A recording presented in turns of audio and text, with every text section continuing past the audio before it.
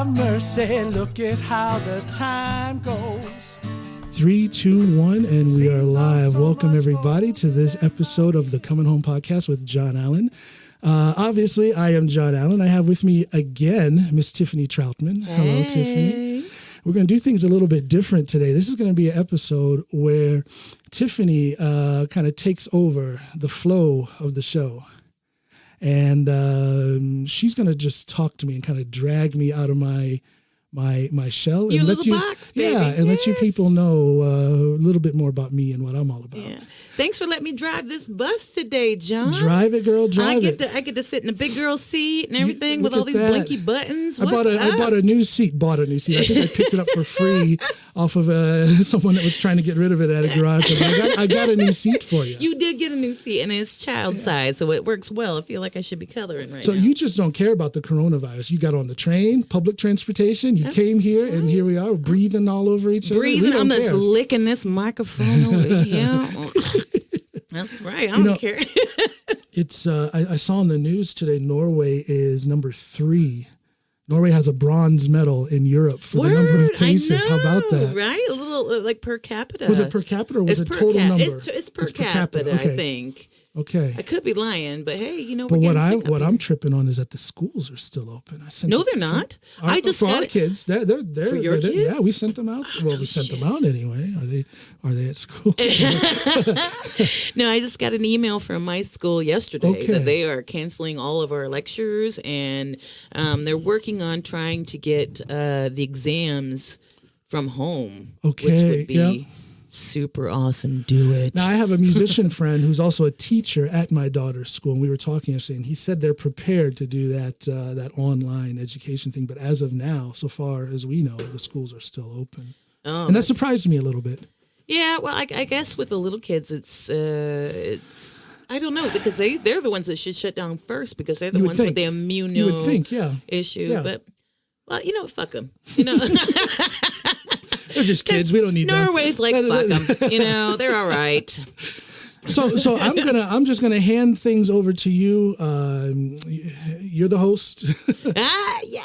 You're steering this this crazy train. Let's hope I don't drive us off a cliff. You are the conductor on this crazy train.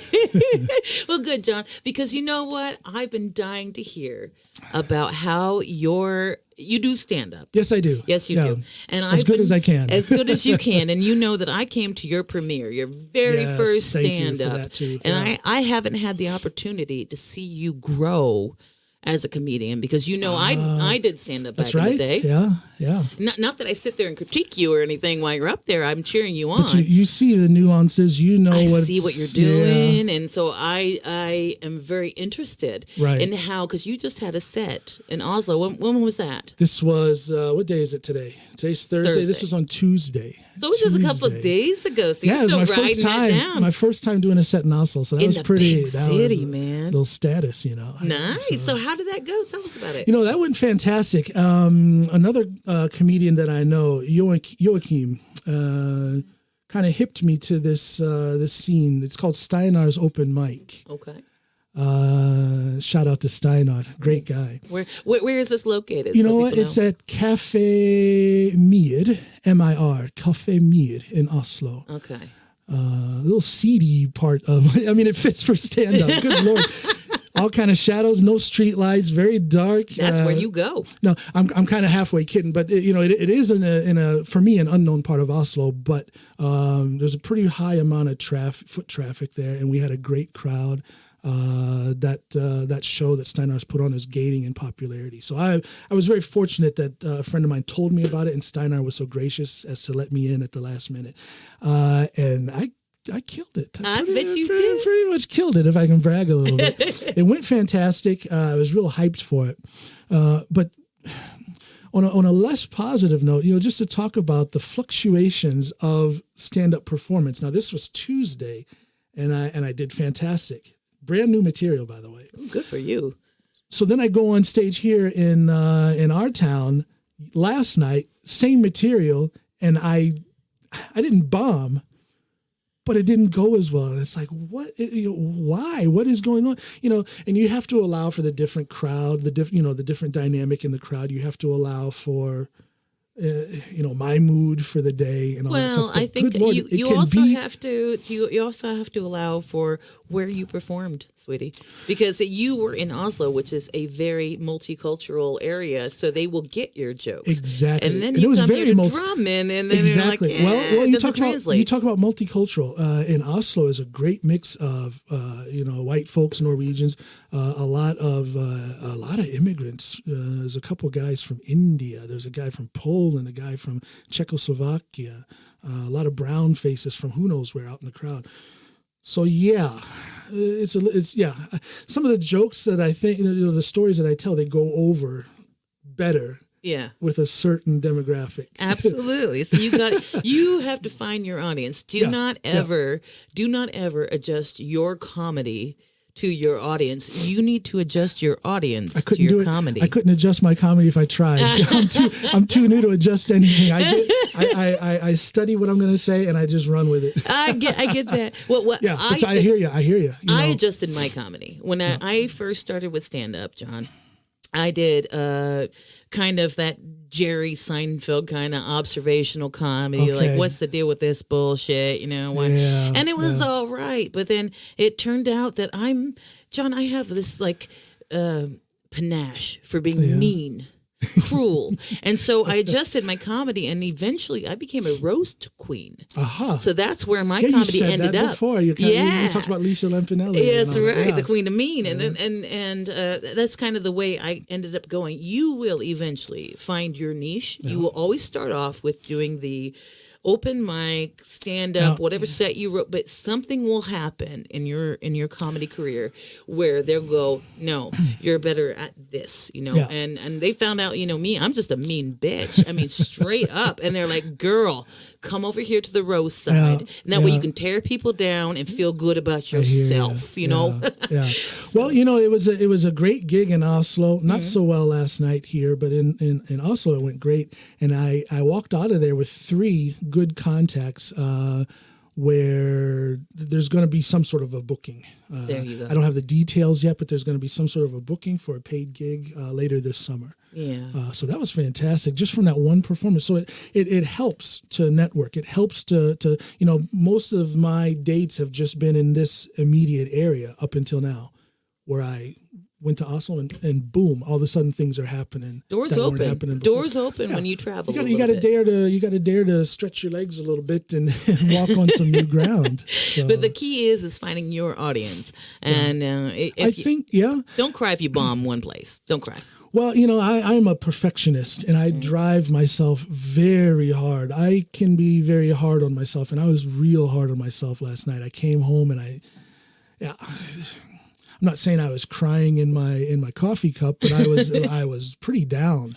I get it. You all the thoughts that go through your head. Why did it go so well the other night? I used the same material this night and it went horrible. So there's all that introspection, all that self-analysis, and all that stuff. And while it can be healthy, you got to learn when to cut it off so that it doesn't become a situation where you're beating yourself up. Oh, absolutely not. So I sat up until about 3 a.m. and then I decided, okay, I'm starting to beat myself up. Let's go to bed. There you go. But at least you stopped yourself. Yeah. I mean, there's some but people that just go. Well, you got to stop that shit if you're going to be a comedian, John. That's just you can't be a perfectionist. You are going to bomb, and you are also going to have hecklers. Absolutely. You're going to have these. No, but I like the hecklers. I like them. Oh, I do too. Oh gosh, I get them. Try me. Try me. Yeah. No, so that was a great time in Oslo. I enjoyed it. Good. I enjoyed it. Yeah, when you have the hecklers, I have this phrase when I was doing comedy. It's called camping. Have you ever heard of camping? No, not in that context. Okay, well, when you come into a new place, especially a big city when you're doing stand-up, you better expect some hecklers, because when in the big cities you always have these people who think they're funnier than you. Oh yeah, that are sitting out in the crowd. Yeah, and they want to interrupt your jokes, or they want to and they're super drunk and they're assholes or whatever. So you have to prepare yourself. I had one guy the other night in Oslo that was shouting out a couple of times, but you can either ignore it, or if you've got your eyes open, you might see an opportunity to, come with a little one-liner at that guy's expense. And then all of a sudden camping. You're winning. Okay. That's camping, my love. Camping. Yeah. Camping. Let me explain camping to you Let's when you do it, stand up. When I go camping in the woods. Usually, most people go camping in the woods. But do you know what the name of the woods that I go camping in, John? Where? It's called the Wish a Motherfucker Woods. I go camping in the Wish a Motherfucker Woods. I wish a motherfucker would. No wild animals there. No wild animals. You're the king of that jungle. And I camp there. I have a fire. I got shelter there. I'm ready to go. Okay. There you go. I wish a motherfucker would. She didn't say she was ready to go. She said she was ready to go. Okay. I'm ready to go. That's that southern shit coming out. I love it. I'm ready to go because I don't fuck around with these hecklers. So sometimes it depends on. Like one time I did a show in Atlanta, and I knew that I was going to have a problem because, I'm a white girl, and Atlanta's kind of, that's hot Atlanta. That's hot Atlanta. Yeah. And the problem is the Black that Mecca of America. Which listen, I have. Yeah, the problem is that sometimes because I'm Southern and because I have black folk in my family and I was raised by some black folk, sometimes I say "ret to go" and sometimes I have it comes out. I mean, I was raised that way. You ever experienced anybody get offended by that? They think you're kind of putting on for show and all that? Because, well, no, not putting on a show, but I had one that gave me, I have some people that give me looks and stuff, but there's other people that can see that it just comes out naturally. I just roll with it. You are so authentic. There's no, I'm like, there's nothing fake. There's nothing fake in there. But I was raised that way. But whenever I went to Hotlanta and I'm doing a show there, there was a group of black ladies that was super pissed at me because of the way I talk. I can imagine. But afterwards we did have a talk about it. Like, they did come up to me after the show, like, who the fuck you think you is? Well, they actually came up to you. Oh yeah. So don't that's you have one thing to see the looks when they're sitting in the audience, but they actually came up to you after the show. It was like, it wasn't like a meet and greet or anything. It's like after the show. It was a meet and throw hands after. These hands are rated E for everybody. So they actually got up in your face. They got up in my face, but not in a bad way. I can't say that they were ready to throw down, but they came and talked to me and like, I don't know who the fuck you think you are, like stealing our culture. They were checking me. And I'm like, there is such a thing as cultural appropriation. Yes. I do believe that. But because someone's, am I appropriating white culture because I'm speaking in what a lot of people would think is a less than ethnic dialect of American English? So, you to me, in my world, you talk the way you talk and that's it. That's the way I was raised, man. I can't help it, and I dropped the F-bombs a lot, I was raised that way. Yeah. No, and there's you hear the difference. You hear if someone's putting on airs. You hear if someone is trying to fake their way into a certain environment or into a certain group. You hear it. And I don't hear any of that anymore. Okay. I appreciate that. Miss Tiffany is the real deal, y'all. But speaking of race and all that and stuff, we want to talk about. I'm not Samoan. You're missing the tattoos, my friend. Jason Momoa. Okay, well, you also do quite a bit of music. Yes, I do. And so, like race and bringing in that because you bring in the blues, you bring in the proper dark, and then the heartfelt blues of music. So, why did you choose blues of all the music? Well, I can say I didn't choose the blues. A lot of people, I contest that, actually. I challenge people. Now, here I'm going to plug my stuff. Go in and check me out on my artist page on Facebook. It's at John Allen Loyal Oak, JohnAlanLoyalOak, for those who are less proficient in English. Go in there, check it out, and then there's links to my music on Spotify and YouTube and whatnot. Now, so far, I only have 4 singles that I've released. I've got a ton of music that's recorded, but it's a timing issue. It's a timing thing. Eventually later on this year, midsummer, late summer, there'll be an album and then you guys will hear everything. But these first songs are acoustic for the most part. Yeah. And some people say that word blues. Now, to me, and I don't want to offend anybody, but I don't care if I do, the blues is boring. if you think of traditional blues, you know, dun dun dun dun. Oh, dun, yeah, dun, yeah, dun, yeah. You know, and you know, yeah. To me, that's boring.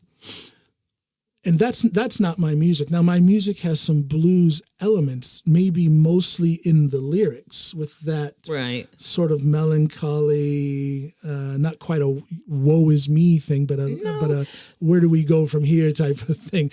I get that. There's an element of that in my lyrics for my solo stuff, but you know. There's a touch of gospel in there as well. There's a touch of rock. There's a touch of everything. You don't hear the rock now because it's mostly acoustic. But you still hear the rock. I should have played. Actually, I meant to play. You know what? When we're done, I'm gonna play one of my songs that's coming on the next album. Next album, okay. And you're gonna eat those words when you said it reminds you of the blues. Okay. Because then you hear that. That's when you're gonna hear the real. This concoction of musical elements that I have. And yeah, there's a little bit of blues, but there's a lot of rock. There's a lot of funk. There's a lot of soul and R&B. Yeah. A lot of gospel. So when you melt all that together, then you have... You know, I'll take that back, the whole blues thing, because, you know, with music, like you say that you think the original... classic blues is boring because it's still the well, all respect to it. Yeah, no, all respect to it, but I say the same thing about rap. The original rap, I'm talking about like Sugar Hill Gang stuff, and they always are. Yo, my name is here, and I'm here to say. Right. They were always, my name is something and I'm here to say. Yeah. So the original shit is always garbage. The original blues, to me, I think is garbage. And I think original rap is garbage. I mean, I love the Sugar Hill Gang. I'll get drunk and dance to it. I have no problem. But that musical genre has grown. It has grown since and then. Developed and turned into something. And now we're stuck. Well, but they still introduce each other a lot. I mean, I don't know if you know, like Little John, like, hey, and they're like, Little John, Usher, Ludacris, Luda. You know, okay, so they still introduce each other, and there's still about like 20 minutes of introductions in the rap song. But I'd love the rap the way it's been developed throughout the years, because now we're no longer introducing people and we're here to say. So you know what I mean then when I say the blues, exactly that traditional blues I think is boring. So I'll take that. There are some elements of the blues in my music, and I guess, you know, with these first few songs that have come out, it's kind of, I mean, it is what it is. It's very simple acoustic. Musically, it's simple, but there's some pretty wide dynamic in my vocals with the it's funny, the one song I have, Edge of It All, I do all the voices on all of these songs. It's all me, both the lead and the backing vocals. And someone asked me, who are those ladies you got singing backup? And it's just me. You know what? Don't holler, because you got a voice like butter. You got butter. You got a butter voice. It's smooth and silky and stuff like that. I don't know how high you can, what your register is, and how. But we don't need no sopranos in your kind of music. So yeah, it's I don't know. I have a decent range. I don't know. I sing the way I sing. But again, you know, with these songs that I've released so far, these 4 singles that I've come with so far, they are simple acoustic. It's me with an acoustic guitar and maybe 1 or 2 overdubs panned out to the side, and then there's my lead vocal, and then a choir of my voice singing backup. So you do everything. Oh yeah, absolutely. You see those guitars there? There's my bass over there, my keyboard behind us. This is where the magic happens. This is where magic happens. There's all kinds of stuff. I did record some of the vocals at my friend Henning's studio, but other than that, everything is done here. Yeah, and he did the guitar work on the song Sunday 10 o'clock. Oh, on nice. That one, so he did the guitar work on that. So you got a little bit of help. Yeah. But do you perform live anywhere with your music? You know what? I haven't performed live in years. The last time I performed live was at it was here in Drummond at Buddy, and that club has been shut down since then. This was back in 2015, I believe. Jesus Christ, it's been a hot minute. It's time to get back on that. Yeah. Oh, absolutely. Yeah. The issue has been, you know, this solo project of mine has been pushed ahead of me for 10, 12, almost 15 years. Because every time I was ready to work on it, every time I was ready to focus on it, I would get another project where I would be writing for another band or another artist. I know how that goes. So, and I did it gladly because I love writing for others. I love writing, period. You're a lyricist, right? Absolutely. That's what you do. That's my main thing. You write lyrics for other musicians. Yeah, that's my main thing. I don't know if everybody knows that about you, but you also write lyrics. Yeah. And you write really great lyrics. You touch people's hearts with your lyrics. So, Thank you. Yeah. Thank you. I don't know. I guess I'm kind of selfish in that writing process. I'm writing, even if it's for another artist, even if they say, hey, here's a piece of music, give me some lyrics. I write for myself. What's my experience? What are my feelings? What do I mean about this, that, or the other subject? And then I write on that. Mm. And then hopefully the person who wanted those lyrics like it. So there's a selfish process. There's always a selfish process in creativity, always. Yeah. Because I know that I'm a writer. I did music and I did comedy like you. I'm kind of like you. I think that's why we connected. We've done all the same shit. You're the female, shorter, whiter version of shorter, of me. whiter, less melanin. But yeah, that's basically it. But my boobs are prettier. They are pretty. They are prettier. You got a nice set over there. I got a nice if rack. I may say. Welcome to our 10 o'clock in the morning Welcome show. to our 10 o'clock. The kids are at school. We can talk like this. Talk like shit. Anyway, yeah. So what we were talking about? We were talking about the writing process, and I do it for selfish reasons. Right. Well, when I went to school for writing, and that's what I do outside of your podcast and all my other shit. Yeah. Is I'm a writer, and what we were always told is that you write what you know, because if you start writing, like for example, if I start writing about, I don't know, bodybuilding or weightlifting, I don't know shit about it, so it's going to come out dry. Right. But if I start writing about something that I know, then it's beautiful. So of course you're going to write your lyrics about things that you are familiar with and things that you have a feeling with, because otherwise you won't connect with the audience. Yeah, and I enjoy putting myself out there in the sense that I say it loud and proud that when I write something, it's because of my experience or my feelings or my observations, and it's a form of release where I can, for example, you hear these songs. Like I said, there's a certain melancholy thing in these singles that I've released, but you can go onto a totally different music genre where I've written some hard rock stuff.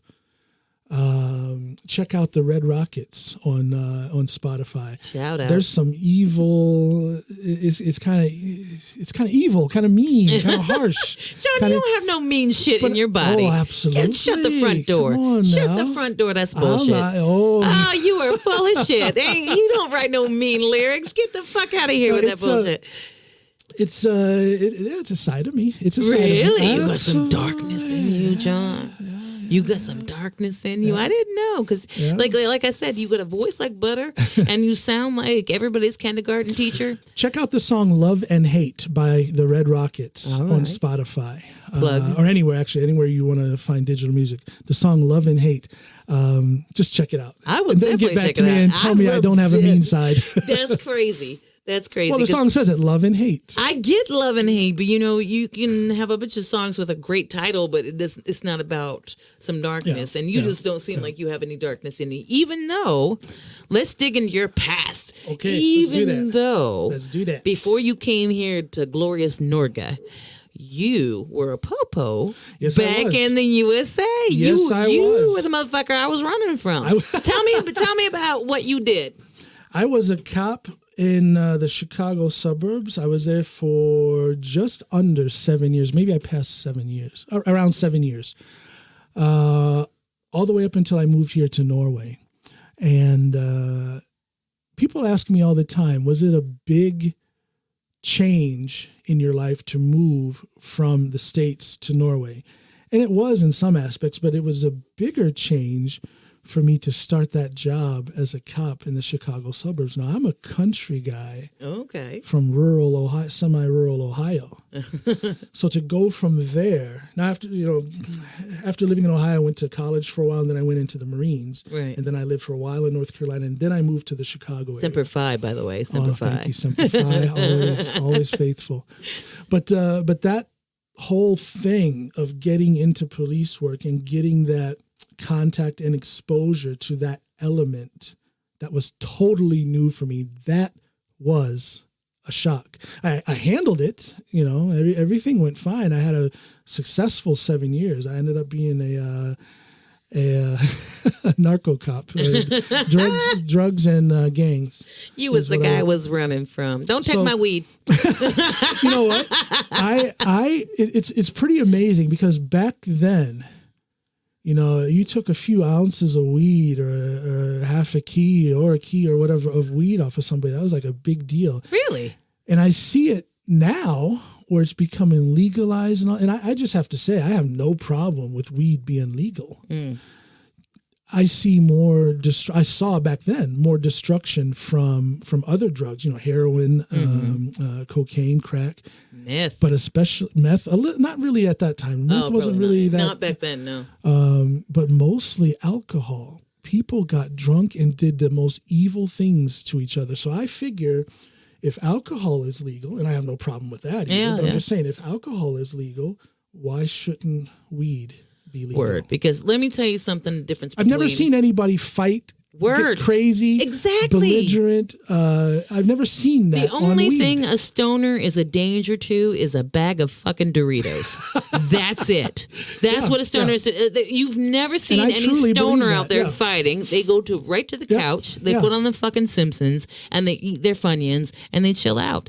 Nobody overdoses on it, but people do die from alcohol poisoning. So I have no problem with people who use it. I have no problem with I don't have any problem if it's legal. I think it would be a benefit to society if it was legalized, because now we know so much about the medicinal properties of it. People will chill the fuck out if they can just smoke a little more weed. If you can get a prescription for Xanax or whatever, why can't you get a prescription for something that is a more natural product and something that doesn't have the side effects and it's not addictive? Weed That's exactly what I was going to get to. Pain medication. These opiates that are killing people in our country. Let me tell you something about that. That was a problem for me back in the day. Was it really? I was in the Army. Yeah, you had your accident. Right. So I was in the Army and I got blowed up and all that stuff, and it completely destroyed my back. And it fractured, like a couple of my vertebrae were like, there's dust. It shattered it completely, and I had a lot of that sciatica pain. So they did a lot of experimental treatments on me. Okay. Yes. Okay. Let me talk to you about Vax-D. Let me tell you about this awful treatment called Vax-D. Do you know back in the medieval times, like back when there was knights and queens and princesses and all that bullshit. But they also had those torturing devices back then. You're going to tell me that this is similar to the rack? This is the rack. This is the rack. This is the fucking rack. They put me on my belly on this bed, quote unquote bed, hard bed, that's split in the middle. And they put a strap around my shoulders like a cow. And then they put another strap around my waist. Yeah. And then they slowly separated this bed. Over how long a period of time? 40 minutes. 40, like every day for 40 minutes? It was every 3 days for 40 minutes, and I had to sit on the fucking rack and get stretched out. I grew a whole inch after. You never know it. You would never know it. Just a tiny little thing. You know why you never know it? Because after that, because that treatment fucked me up so bad, I grew an inch. But when I grew that inch, I fractured my vertebrae even more to where I had to go and get surgery and take it out. So now I'm actually an inch shorter than I was. Oh, you didn't need that. I had 5 whole months of being 5'2". Now I'm back. Now, I got excited about being 5'2". My pants weren't high waters anymore, that kind of shit. So, but then I went back down to 5'1". Now I'm sad. I shouldn't be making fun of you. I'm not the tallest in the world either. I'm barely 5'8", people. You're barely. I'm a manlet. You're barely 5'8" upward, but you're probably about 6 feet sideways. You will knock a motherfucker down. I got that powerlifting. You got some shoulders. I got that powerlifting thickness. You got a good center. No, talking about injuries and operations and all that stuff. I am very much my day-to-day life is very much influenced by this whole series of shoulder operations that I have. Oh, baby. That I've had. You got a shit ton Good of them. Lord. I don't know if I put this out in video form, one of these days I'm going to put up a photo from the operation table that the Mm-hmm. surgeon took of the open. And if you could see how they filleted me like a doggone salmon. Like a good meat. Opened me up from my spine all the way across my shoulder blade to the side of my shoulder. No shit. And just filleted that son of a gun open. Nice. Like salmon. Tasty. and so that just kind of says a little bit about so I know what you're talking about long-term. I wasn't blown up in Afghanistan, but Afghanistan, right? Yes. Yeah. I wasn't blown up in Afghanistan, but I was filleted on an operating table. Listen, that's not good because I was not filleted. I was not filleted. I broke a few bones. That's all that happened when I got blowed up. I broke a few bones and I got a TBI, what they call it, traumatic brain injury. Oh yeah, there's a lot of talk about that now. Yeah. So I do have. Listen, I got brain damage. I do have brain damage. How are you affected by that? The brain damage that I got it affected my limbic system, and that controls basically your memory, your short-term memory. Okay. So my name is Tiffany. And then I turn around and go, "Hi, my name is Tiffany," and I saw. So your short-term memory is a little shot. My short-term memory is completely fucked, which is hard when you're a college student because you can't remember anything you just read 5 minutes ago. So that sucks. But also, how it affects you, and it's really strange, is that it also affects your olfactory system, so your smells. Really? So I will be standing there, and I will smell something that's totally not fucking there. I mean, it's not there. I will smell my grandpa's Old Spice cologne a lot, and for some reason, and it breaks my heart. I John, can imagine. follow me. Hold my hand on this one because this breaks my heart. The smell I get sometimes is fried chicken. Oh, mercy! It's in my nose, and you can't find it here, Norma, baby. Here. You ain't gonna find it here. So it gets my mouth all watering, and I get all excited about my grandma's fried chicken, and it's in my nose, and it's in my soul. Just makes you want to go home. It's in my goddamn soul. And I walk around, and you can't find any fucking fried chicken to save your life in this country. So your sense of smell is wow. Okay. Yeah, because my nose is not connected right. There's something wrong with the connection between my nose and my brain. So I'll be walking around, and my brain just says, "You know what? Somebody smells like a fart." I'm like, "Word." And then my brain's like, "Okay, so somebody smells like a fart," and I'll look at somebody, but they might be smelling nice. But remember we were texting this morning when you were on your way here, and I told you I'm going to go get in the shower? Yeah. I didn't shower, so maybe you're imagining that you smell soap and deodorant and Lagerfield. We'll just pretend. Just keep telling me that you put on lots of deodorant. We're fine in this room. We're fine. But yeah, so that's how that brain. But you, with your shoulder injury, you decide that you continue, like a moron, to lift all these big heavy weights. Why do you do that? Well, I'm not a meathead. It's no, you're not. No, I know you're joking with the moron thing, but I want to say this for the benefit of other people. Now, this type of operation that I got, what they did was they put an Achilles tendon across my scapula and connected it where the infraspinatus normally would be. Right. So it's and it's a new type operation. There's this surgeon at the Mayo Clinic in the States who created this procedure. My surgeon, Dr. Lundgren at Lovisenberg Hospital. Hello, doctor, if you're listening. Doctor. She learned this procedure from him. She's the only surgeon in Norway who knows this, and I am the only patient that has had this surgery in Norway. I didn't know that. So so in that whole process, you can just imagine the follow-up treatment that I'm getting. A lot of contact with Dr. Lundgren, and a lot of contact with a physical therapist and a manual therapist. And in this whole regimen, we have a very specific training regime that I have to follow. Right. And in that training regime, I have to work out. Okay. I have to. Right. The biggest thing, squatting is out the window. I can't squat because I can't raise my arm up to grab a hold of the bar. Right. so I can't squat for powerlifting, but I can squat with what's called a safety squat bar, which is a bar that just rests over your shoulders and it has handles in the front. Is that the one that has the little if you check me divot over the neck so you can put it on your shoulder? Yeah, literally it has two handles that I've come seen forward. those, yeah. So instead of holding on both sides up here on the sides, it's got the two handles that come in the front. Smart, yeah. So I do that, which supplements my squatting ability. I have the Norwegian squat record. Can I just say that? I just want to say that. And I want yes, you fucking do. And I want to raise. I want to raise that record eventually. even though I can't bench. At my last powerlifting meet, I squatted 335.5 kilos. Wow. It's like 700 and is that, I don't know. That's, what is that? That's like 7-8 of me, I think. That's a lot. 700 and something pounds. I can't remember what it is. Do the math. It's a lot. 335.5 kilos. That's a Norwegian record. I did that when I was 49 years old, a little over a year ago. Good on you. And that was after having 6 or 7 shoulder operations already. That's right. You told me you were like over 50. Look at me. 50. Denzel sitting over here. I'm saying, like a baby face, like Billy D. Billy D. Oh, Billy D. You went even further back. I'm talking about Denzel. You're talking about Billy D. I love me some Billy D. I love. So this whole thing with the shoulder thing, it's really cramping my style because I love powerlifting. Right. And I've been pretty successful at it so far, in spite of that shoulder injury. That shoulder, you've had many. What do you mean that shoulder injury? Well, this whole shoulder, it's all been on the same shoulder. Okay. So in spite of all of these injuries and all of these surgeries, I've been incredibly successful. I was on the American national team. No kidding. Here's what I was going to say.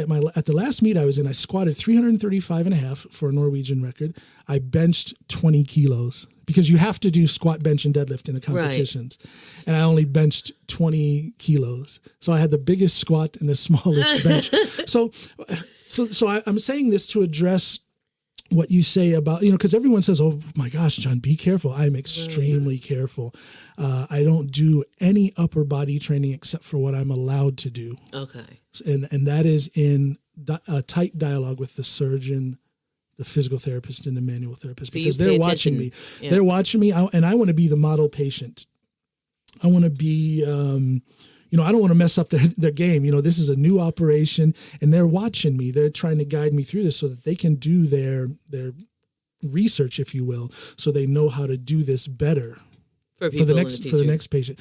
So I have a certain amount of responsibility on my shoulders, in my mind. Maybe. You're the control group in this scientific experiment. Exactly. This is terrifying. So my whole life for the last, I had my first operation. I think it was in 2015. Let's see. I started powerlifting in 2015. You started powerlifting in 2015, and you're this fucking massive already. Well, before that, I was a bodybuilder. Okay. All right. I'll show you a picture. You won't even recognize me, probably. Shut the front door. I'm excited already. I'm excited. It's up on my Facebook, on my private page on Facebook. You should just go in on. I think it's called. What is that map? I have an album, a map. It's in my photographs. I'll find it. Athletics or something like that on my photos. And then just you probably won't even recognize me. Get the hell out of here. It's me, but about 50 pounds lighter. Oh, but and cut, ripped to shreds. Forget the 6-pack. It was an 8-pack. Oh, fuck it. So I was a bodybuilder before I was a powerlifter. I've just always been active in athletics. I was the first person in my high school, Norton High School in Ohio, the first person to ever be taken as a freshman and put on the varsity team. Shut up! As a freshman, I was a kick-ass tailback. Wow, nice. So I've always been athletic. Athletics, being fit, being active has been. Have you always been so stocky? Because you've always been like a fucking brick wall. I think I stopped growing in height in 7th or 8th grade. I stopped at 5'8". That's where I was. I stopped growing in 3rd grade. I'm still 5'1". I feel you. So I stopped growing in height, but I just kept getting thicker and thicker. I started lifting weights in 7th grade, maybe. what grade is that when you're 10 years old? I was 10 years old when I started. Oh, that's fifth grade. Fifth grade. Fifth grade, yeah. Started lifting weights in fifth grade. We had those old plastic weights with the cement filling. Right. Down in our basement. Those, yeah. Yeah, so I did that fifth, sixth, and seventh grade. And then in eighth grade for football, we had a fantastic group of coaches. Some of them I'm friends with on Facebook to this day. I love these guys.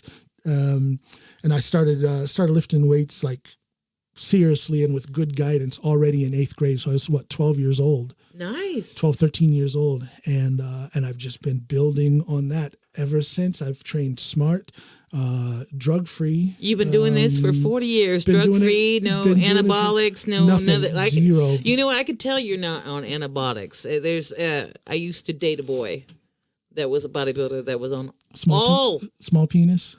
No, his penis was fine, but his balls were like gone. Oh, not to share, that's oversharing. But no format. But this is what I learned, because then I went into nursing later on, several years later, and when I learned that is that these dudes that take a lot of anabolic steroids, it's all testosterone to make them bigger. It's extra testosterone, so eventually their balls go.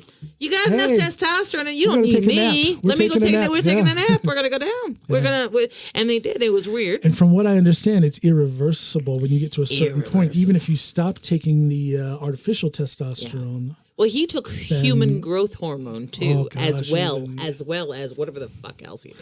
Now, I don't want people to think I'm bashing all that stuff. I think there is a place for that. You know, you can get testosterone replacement therapy and even human growth hormone therapy from your doctor. You can do that. Oh, I'm not bashing that at all. And they know what they're doing. But what I question is these meatheads who are taking these cocktails of God knows what with different hormones and different synthetic things. Well, they're doing it for the wrong purpose, and chances are they're getting it from the wrong source. They're not medically, because I know women, my mom, who takes hormone therapy. There's nothing wrong with hormone therapy. Nothing wrong with that. Absolutely nothing wrong with it. But if it's doctor prescribed and it's for and I'm not even going to judge anybody's cause. Like if somebody goes to their doctor and says, listen, I've been picked on my whole life, I'm going to be ripped. And their doctor says, well, I think it's, good for you to take anabolic steroids, whatever. If their doctor says it's fine and they're doing it the right way. But if they're just going and buying this shit from Mexico and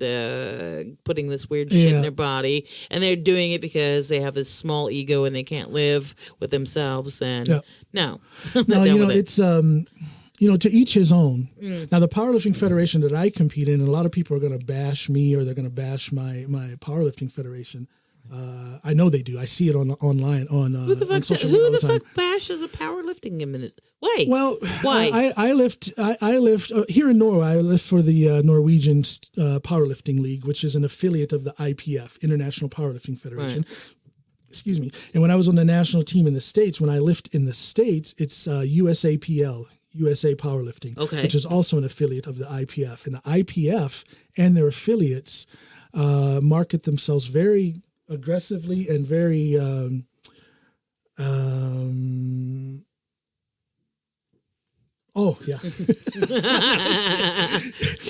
she just slipped me a little note off the air. I'm not going to say what it was. They're all going to figure this out. I'm just going to say, let's take a break. Let's take a break. You know what? Why don't you take a break, and I'm going to do the read for Miss Ellen. I'll do that. You do that, because Miss Ellen, I love you. We love you. I miss we you. love you. All right, I'm going to take a break. Be back. Don't get lost.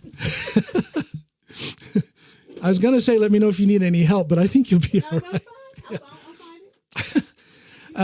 Okay, let me just take this minute to do a nice little advertisement read for my good friend, Miss Ellen. Miss Ellen works at LA Squared Design. She is responsible for the logo for my the Comin Home podcast. She's responsible for the logo for all of my music as well. Just a fantastic lady and a fantastic business, LA Squared Design. LA Squared Design is a husband and wife team based out of the United States, and they offer graphic design, website consultation, and marketing services. Now, they're based in Lafayette, Louisiana, but that was not an issue for me living here in Norway. It was very simple, with a few strategic uses of telephone calls, email, and Dropbox. Ellen and I were able to communicate we were able to get things done in a very timely manner. She did a great job. She captured my vision. She did the work. Now, if you want to contact Ms. Ellen for graphic design, website consulting, and marketing services, you can go on their website at www.la2design.com. That's www.la2design.com. LA2DESIGN.com. Check them out. And here comes Miss Tiffany. That was great timing. I just got done with the read. So we love you, Miss Ellen. Thank you so much for your help. We love you. We love you. We love you. Love you, Ellen. Miss you. You good? You all good? I'm all good. I'm all empty. So you have a good radio voice. You think so? I have a face for radio too. I've been told. You have that little rusty, that little the corona. Yeah. It's the coronavirus. Is that the start of the corona? It's the COVID-19 that's been helping me. I only have the COVID-18 because I never get the full. No, I always get the store brand. There you go. I always get the store brand. So I got the COVID-18. Get a little case of that. So. Yeah, where were we? You're the boss here. Yeah, that's right. I'm driving this motherfucker. Listen, hey, so we already talked about your comedy that you've done, which I really, really appreciate. That's I appreciate the shout out. That's the first thing that connected us because we both did comedy. Yep. I mean, we've done a lot of things together, or not together, but at the same time. And the same interests. The same interests and stuff. But what do you plan with your comedy? What do you plan on doing with that here in Norway, of all places? What is the path that I am on? Well, first let me say that when I do my stand-up, I do it in English. Yeah. I speak fluent Norwegian, but when I'm on stage, and this is if I'm in a music frame of mind, or if I'm in anything that has to do with art, whether it's music or stand-up, I have to do it in English. I have to be myself. Of course. So my thing is, I'm working on, right now I have a pretty solid 15 minutes. You wouldn't know that from my performance last night on some new material. It's a little rusty, but I have a solid 15 minutes. 15 whole minutes. That's not easy. Yeah. But I'm constantly in that writing modus, constantly in that writing frame of mind. So the material comes. So my thing is, I want to expand that 15 minutes to 25 as soon as possible. Wow. And then I want to go out on the road. I got a couple, I've had some discussions with Babek Namati, the guy who was on my first. Right, Babek, what up? I've never met him, but hey, he's Babek. a beautiful guy. I love him. He seems like a great guy. Great sense of humor, down to earth, big-hearted Call guy. me Babek. he's one of my brothers. I love him. Yeah. So we've had a few talks. We're going to do this, Babek and I, where it's a double, let's call it a double-edged sword. Yeah. I'll do 25 minutes, he'll do 25 minutes, and we're going to try and market this and do like a mini tour. Nice. For me, that will be in preparation to having a solid hour. I want to have an hour in place by the end of this year. That's some ballsy shit, because I was doing stand-up for probably... I started doing stand-up after I came back from the military because it was supposed to be like a way to deal with all my anger. Yeah. So I think I did it for probably from 2004 until 2007 before I moved here. 3 years I did it. I've never had a half-hour show. Well, never. Well, for me, like I said, I'm always in that writing frame of mind. Right. And I keep my phone relatively close, so that when I get an idea, I go right onto my little notepad and I type it in. You do it like fucking new. I have a book. I actually write it down with pencil and shit. First of all, we've got a troll in this house who steals pens and pencils. I just can't keep a pen or pencil. It just disappears. So, and I did try to write it freehand, but I started losing my notes. I couldn't find a pen, and then the idea would be gone. So I just do it on my phone. As long as you got it. But the challenge is like it's at the Steinar's open mic in Oslo. There was a 5-minute timeline. I recorded my set, and I looked at the dictaphone. I actually did almost 9 minutes, but the time frame was only 5 minutes. Uh-oh. When I go on at the club stage here in Drammen, the time frame is anywhere from 5 to 10 minutes. So it's a challenge to be able to work the material because of the time constraints. That's a problem. I've had a few shows in Myeongdong. What the fuck do people doing there? They listen to black guys tell funny jokes. Funny That's all stories. they got to do. No, but when I was there, I did like 15, 20 minutes. So I've had a few opportunities to do my whole set and really work it. But I'm finding it as a challenge. You know, like I said, I'm a slave driver on myself. So when things don't go well, I beat myself up. I beat myself up last night.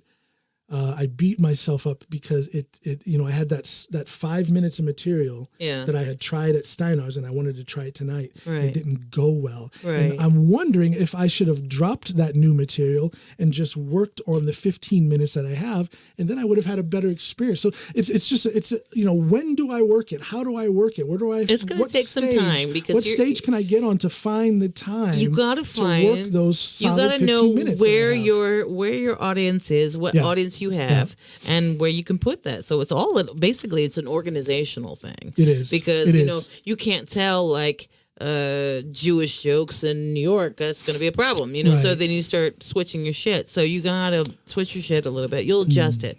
Drumming is going to be way different than Oslo. It's I saw that on Tuesday night. It's a big difference. It's a huge difference, and not only that, but you are also fighting against a language barrier.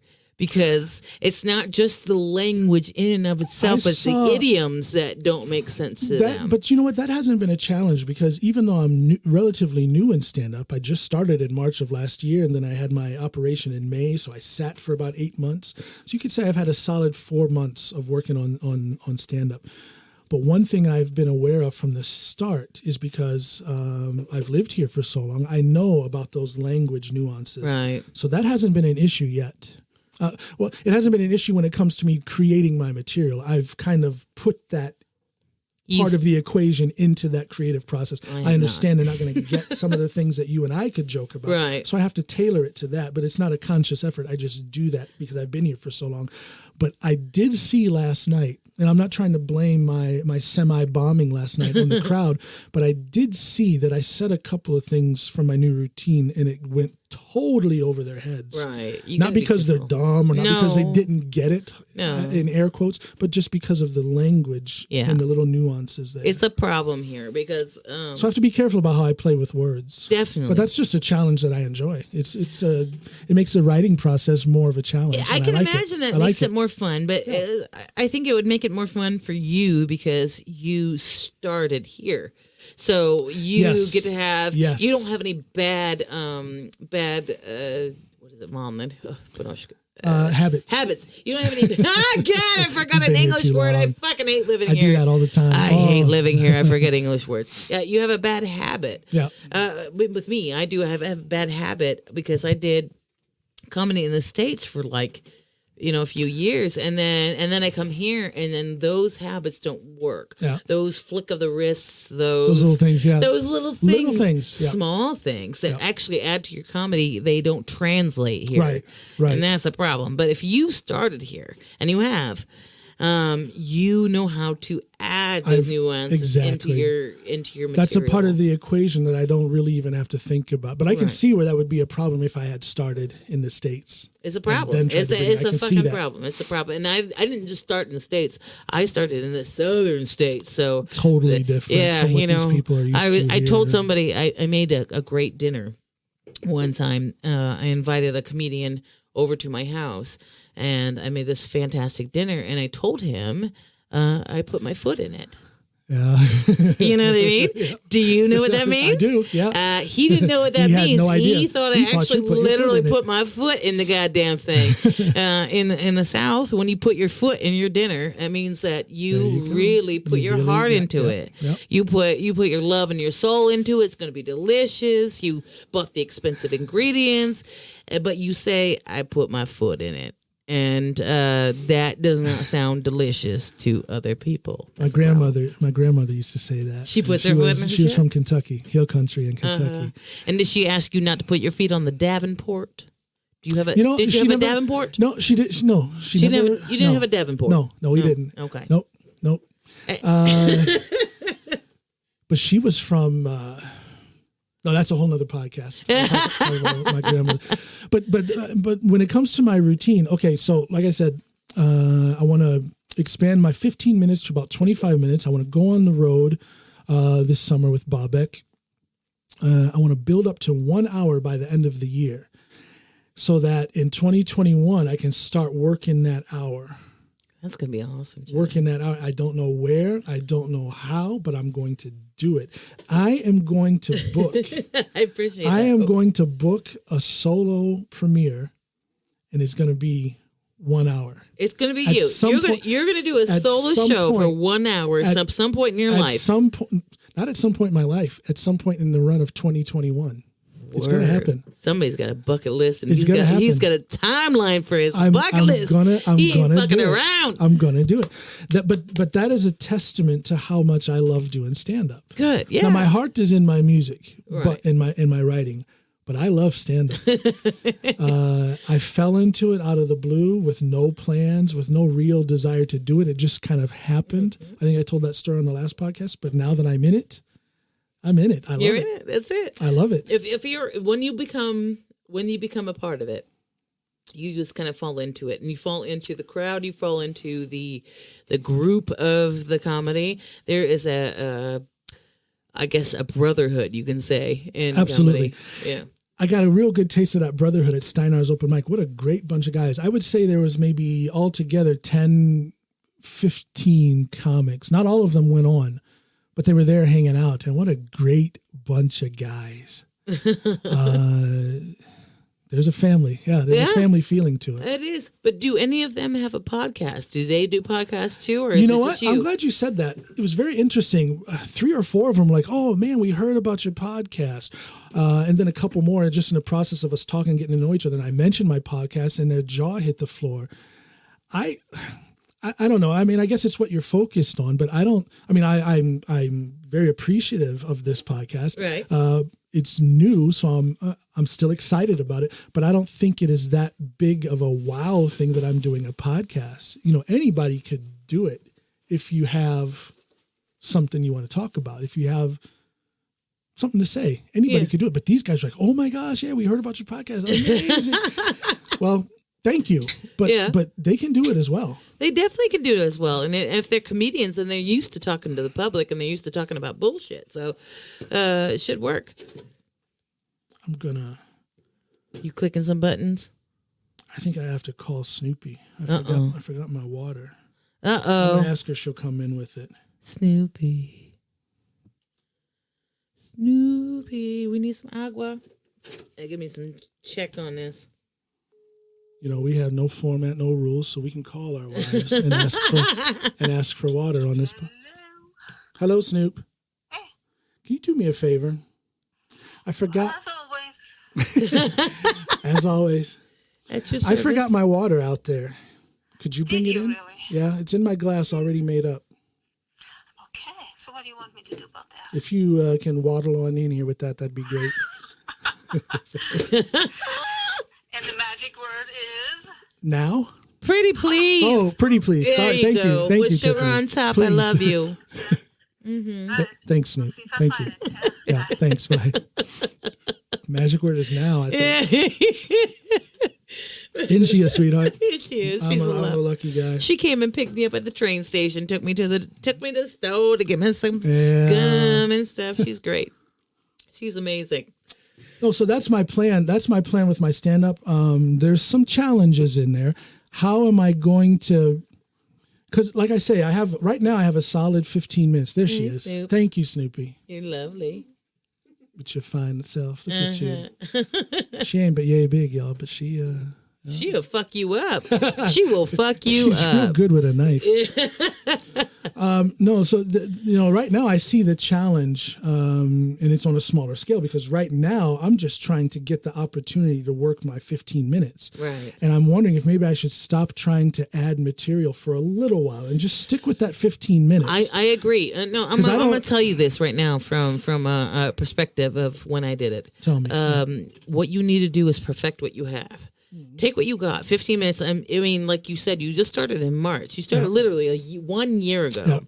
Yeah. It takes people many years. It'll be 1 year, 19th of March. Right. And you're already wanting to do a hour show. I mean, me at my 1 year point, I was trying to perfect my 15 minutes.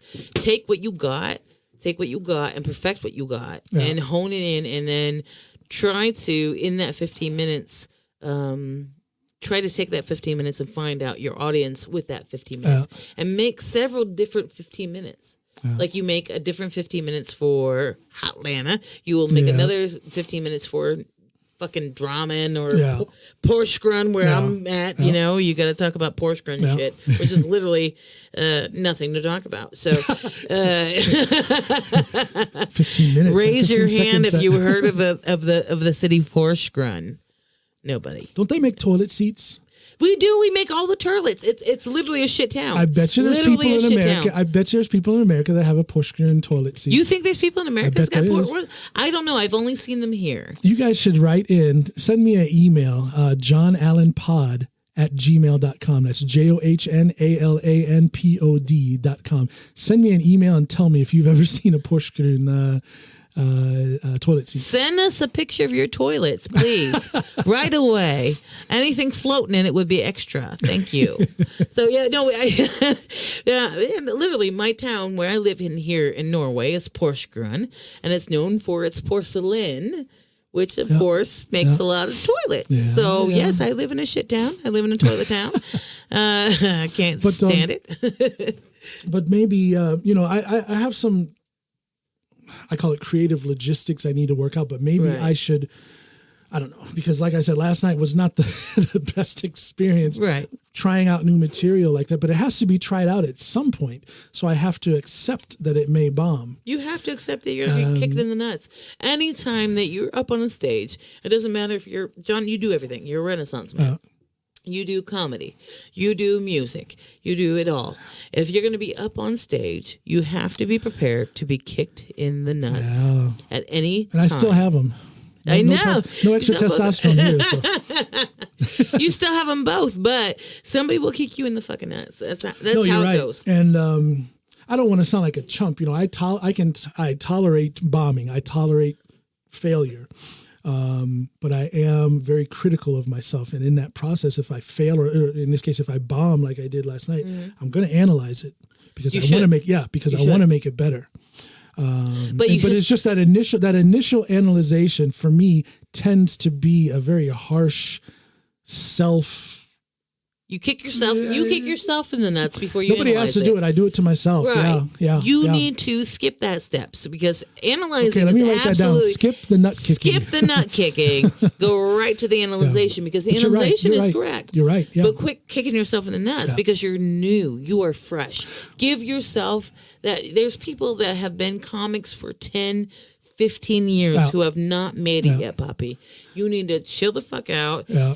Don't kick yourself in the nuts. There's plenty of other people out there who are so willing to kick you in the nuts. You know what I'm going to do so I can give myself a good experience? I'm going to go back to my solid 15 minutes that is killed in a lot of places so far. I'm going to go back to that. I'm going to get on the mic somewhere. There's this place in Oslo called Henriken. Yeah. Have you heard of it? Yeah. I've never been there, but everybody is talking about that's a great place. Even if you're a musician and you want to do an open mic. Yeah. But it's a great place for stand-up comedy from what I've heard. Okay. I had a chance to go there. I believe it was last Monday, but I was busy, so I didn't take it. Okay. Was it Monday or Tuesday? I can't remember. It's either Monday or Tuesday that they have an open mic, and a friend of mine could have helped me to get in there.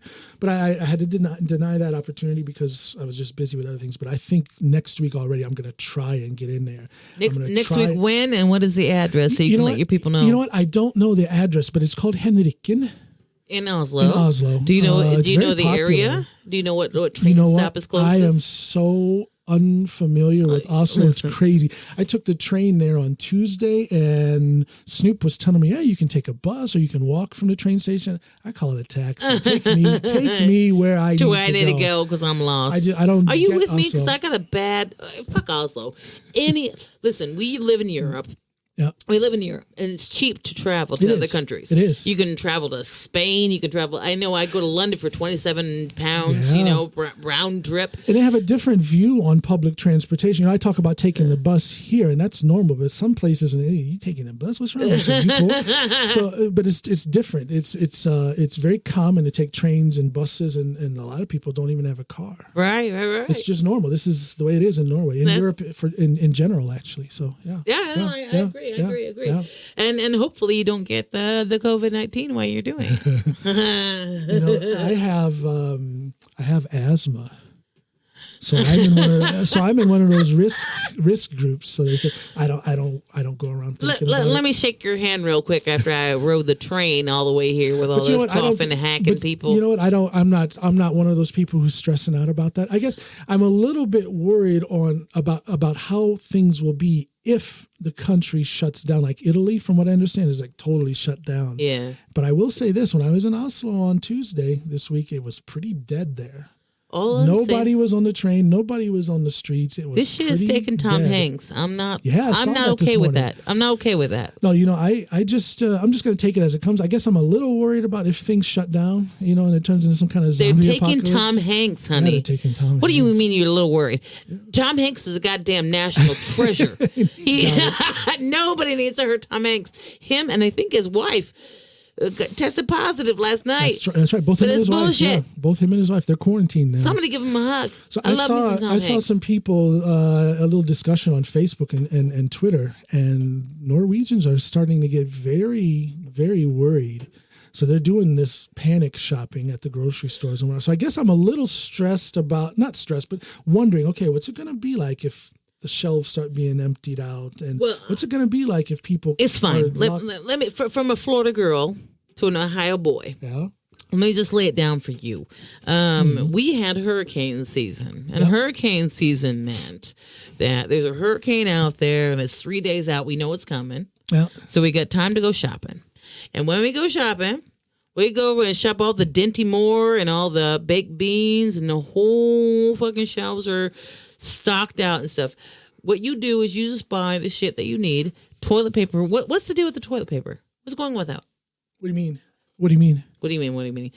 On the internet, people are freaking out about running out of toilet paper. We don't have that problem here in Norway. What's going on with the toilet paper? What is the toilet paper thing? What am I missing? That people having like diarrhea? That's not the main thing. That's not the main thing I would be trying to hamster away. Yeah, toilet paper. Like, what the fuck you doing? Paper. You got leaves. You can just take a dump outside. Most dudes can piss outside. So you got half the population. You don't need toilet paper. But you know what me and Snoop will do? We have our place up in Finnmark. It's on an island. All the way up north. Yeah, it's on an island. We can fish for our sustenance. We don't need a store. Right. We don't need money. We need the initial cost of just getting up there. So if it turns into a zombie apocalypse, we're going up north to Finland. You got a place for me? You got a little bunker over there? There's a little mother-in-law room or something? Come on out, yeah. We'll make room for you. I can't deal with snow, but I don't want to die either, so I'll do that. Yeah, it's pretty brutal up there in the wintertime. It's horrible. Oh, gosh, they have, it's right on the coast. Like I say, it's an island. So they get hit with those hurricane force winds, and it's just... That's the October time. It's just when that brutal, man. Brutal. Oh, but it's beautiful in the summer. Yeah, all 2 days of it. What the fuck you doing up there in the summer? What the fuck is summer up there? But you know what? It's not that bad. There's plenty. Not that bad compared to what, John? Compared to what, John? Yeah, but there's plenty of days where it can be 20, 25 degrees Celsius, which is like 75 to 80. So they have those days, but then there's also a lot of days where it might be, maybe 45, 50 degrees. This shit is incorrect, John. But the sun is out. The sun does not work. Nature. If the sun does not work, John, it's a fucking lie. It's a lie. All I have is a lie. I have a lie in the sky. That's what that is. So you're not satisfied unless you're boiling in like 90% I need to feel the shit on my skin. I need to feel it, warmth. I can't have it. It's like even worse. Jump in a sauna. No, that's the in the sauna. The sauna is like the worst part of Florida. You don't want that synthetic. Florida is the real. Sauna is the reason why I left Florida, because the sauna is I love Florida, everything else about it, but I hate August because it feels like a sauna. Yeah. It's so hot that the moisture, you can see the waves of the moisture rising up from the streets. That's August. Fuck August in Florida. Fuck Florida in August. I don't know how to put that, but that's all that. I have that's gotten used to, there's a lot of things about Noria that I like and a lot of things that I don't like. But one thing that I have gotten used to is the weather, the temperature. Yeah. A summer that's around 20 degrees Celsius, which is about 70, about 68 degrees Fahrenheit. That's lovely. Perfect. That's lovely. It does not need to be hotter than that. But when does that happen here in Norway? When? May 3rd to the 5th, and then we're done with that, and then all the bullshit comes back again? Fuck all that. No, I come from Florida. And in Florida, where I come from, we know when it's going to rain. It's going to rain at 3 o'clock, and it's going to be done at 3:15, about maybe 3:14. You time it out, and we have sun every day, no matter what season it is. I have not seen the sun since October. I'm crying. What are we going to do? Oh, gosh. Wow. What are we going to do? I'm passing her a private note here. You see that there? That's what we're looking at. Oh, okay. All right. Right. Yep. Gotcha. Sorry. We'll cut that out. I just broke your flow. No, anyway. This podcast is first of all, there's no format, as you guys can tell. Right. And second of all, there's no editing. I like it to be a free flowing conversation. But for those of you who are listening, what I did was I passed a note to Tiffany, and it was just a note that you guys didn't need to hear. So she read it, and we giggled a little, and that's we were talking about you and making fun of you specifically that's listening. Anyway, I wanted to talk about a little bit, because you do art, and I know art, at least we say art is pain. Yes, it is. Art is pain. And every artist, whether it was stand-up comedy or comedia, that's not Norwegian coming out. But stand-up comedy, if it was, I used to be in a blues band. I was in a band called Blues. So I did band. I did everything basically you're doing besides a podcast. And everybody that I've met, my drummers, my guitarists and stuff, everybody has some kind of pain that goes back deep. Yeah. Some kind of, and that either helps their music or it hurts their music. But I know that you have some pain, John. You have had some pain very recently. Yeah. I lost my son. Right. Yeah. November. Way too 2019. November of 2019. This was a few months ago. Yeah. 5th of November. Yeah. Heroin took him. Yeah. He had an addiction. Who knows how long he was addicted, but the first time he used was when he was 19 years old. And now he's gone. He had... How old was he when he passed? He was born in 1995. 1995. Remember when? Oh, my God. Yeah. So he was way too young.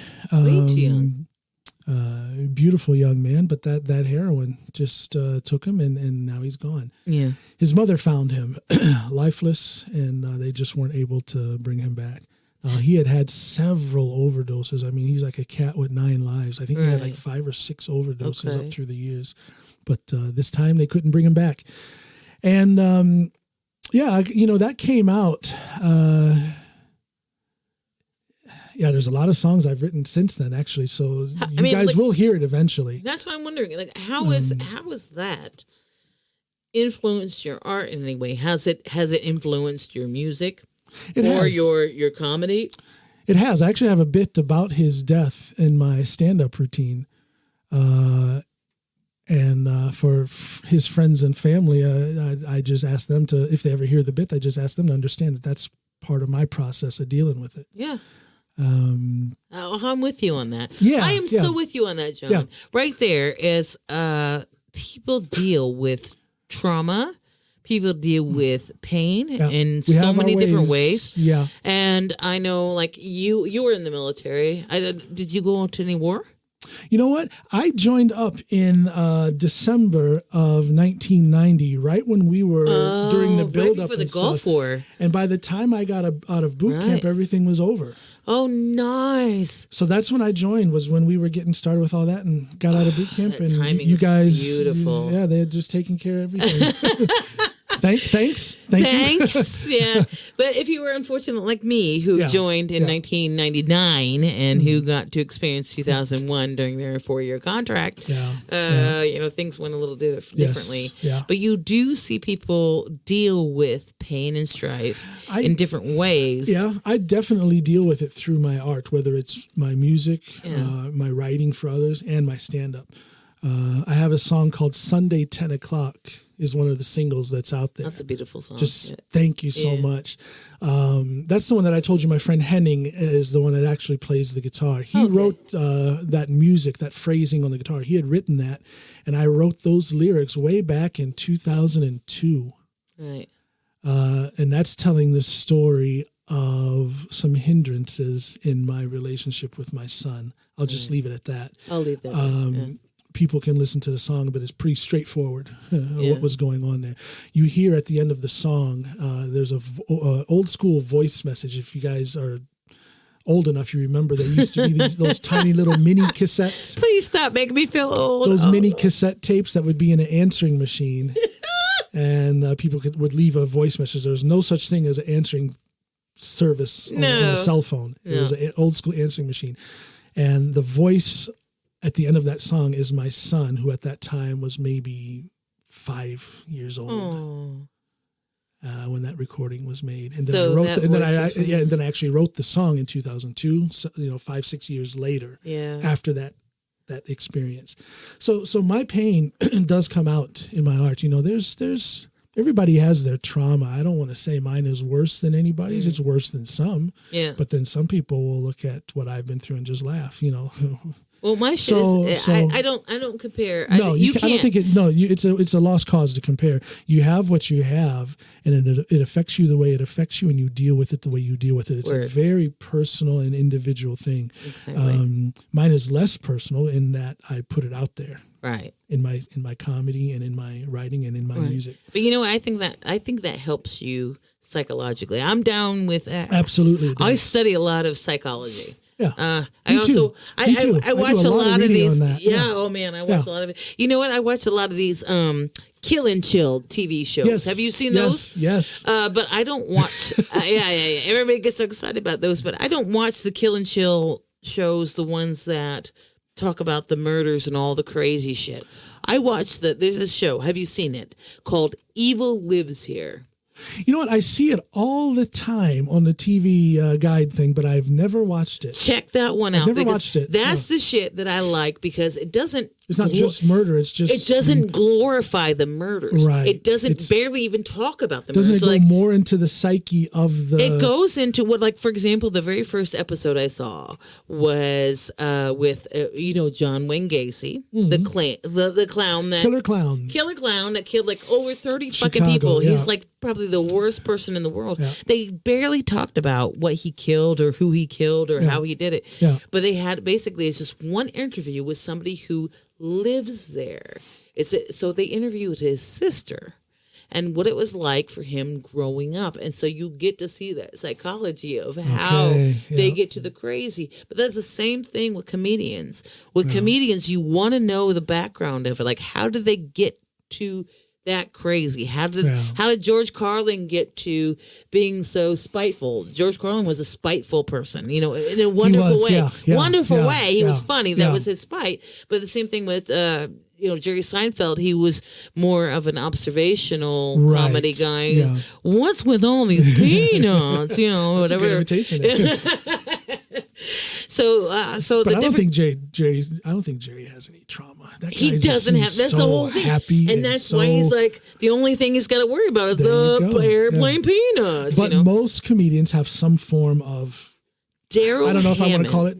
Yeah. Daryl Hammond. Do you know who that is? I love that guy. Daryl Hammond. I miss him. Yeah, I do. He used to be a Saturday Night Live guy, and then he did like the most amazing impression of Bill Clinton. Yes, he did. He was amazing. Yes, he did. And I saw him one day with an interview, because he just seems so funny. He seems so happy and stuff. And they did an interview with him. And oh my fucking God, the trauma that he went through, like as a kid and all that stuff. Well, what about you? What made you come? It doesn't have to be trauma, obviously. But what made you go, fuck it, I'm going to do stand-up. I'm going to stand in front of these people. I'm going to let them rip me to shreds. What do? I think I talked about this on our previous episode with you, where I just kind of fell into it. They needed somebody to fill in. Some people had dropped out, and I just said yes, a couple of weeks before, and I did it. But if we go back to when I was a kid, I used to love listening to Richard Pryor. He's probably my favorite. No doubt. Genius, God rest his soul. And he used to do this bit.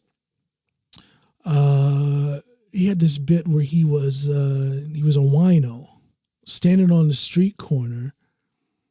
And he was such a wino that he kind of went full circle beyond self-hatred and guilt of being an alcoholic to thinking that he was like king of the neighborhood. Right. To where he could actually talk down on a heroin addict. Okay.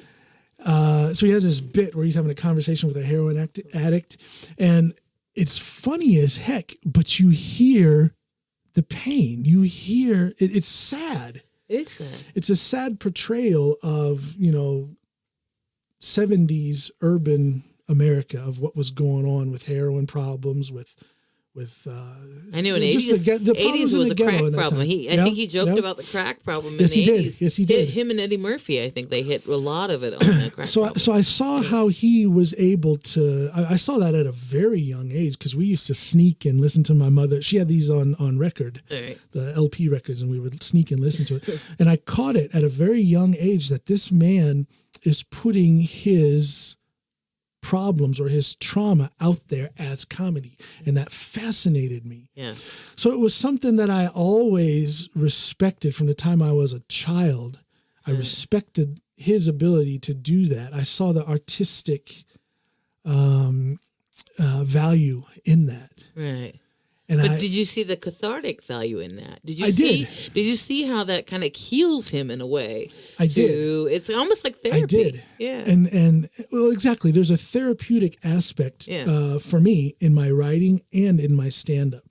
If you want to get to know me, if you want to know who I am, if you want to have some hints, if you're a thinking person and you want to kind of peel the onion, just listen to my stand-up. Word. And listen to my music, whether it's my solo music or music that I've written for other people. It's all there. That's where you bleed out. It's all there. That's where I bleed out. Yeah. That's a good way of putting it. That's where I bleed out. Yeah. I had in many aspects, I had a fantastic childhood. My mother, my grandmother, my aunt, my mother's sister, beautiful people. They gave me the foundation of compassion and kindness that I try to live after. Where did you grow up? Ohio, yeah? Yeah, I was born in Akron, Ohio. My father was a police officer, Akron police officer, detective, and my mother worked in the first in the county court system and then later in the federal court system. And I don't know the reasons. I've never really spoken to my mother about this, about why we moved. We moved from Akron when I was 7 years old, 6 or 7 years old. We moved from Akron to Norton, which was out in the country.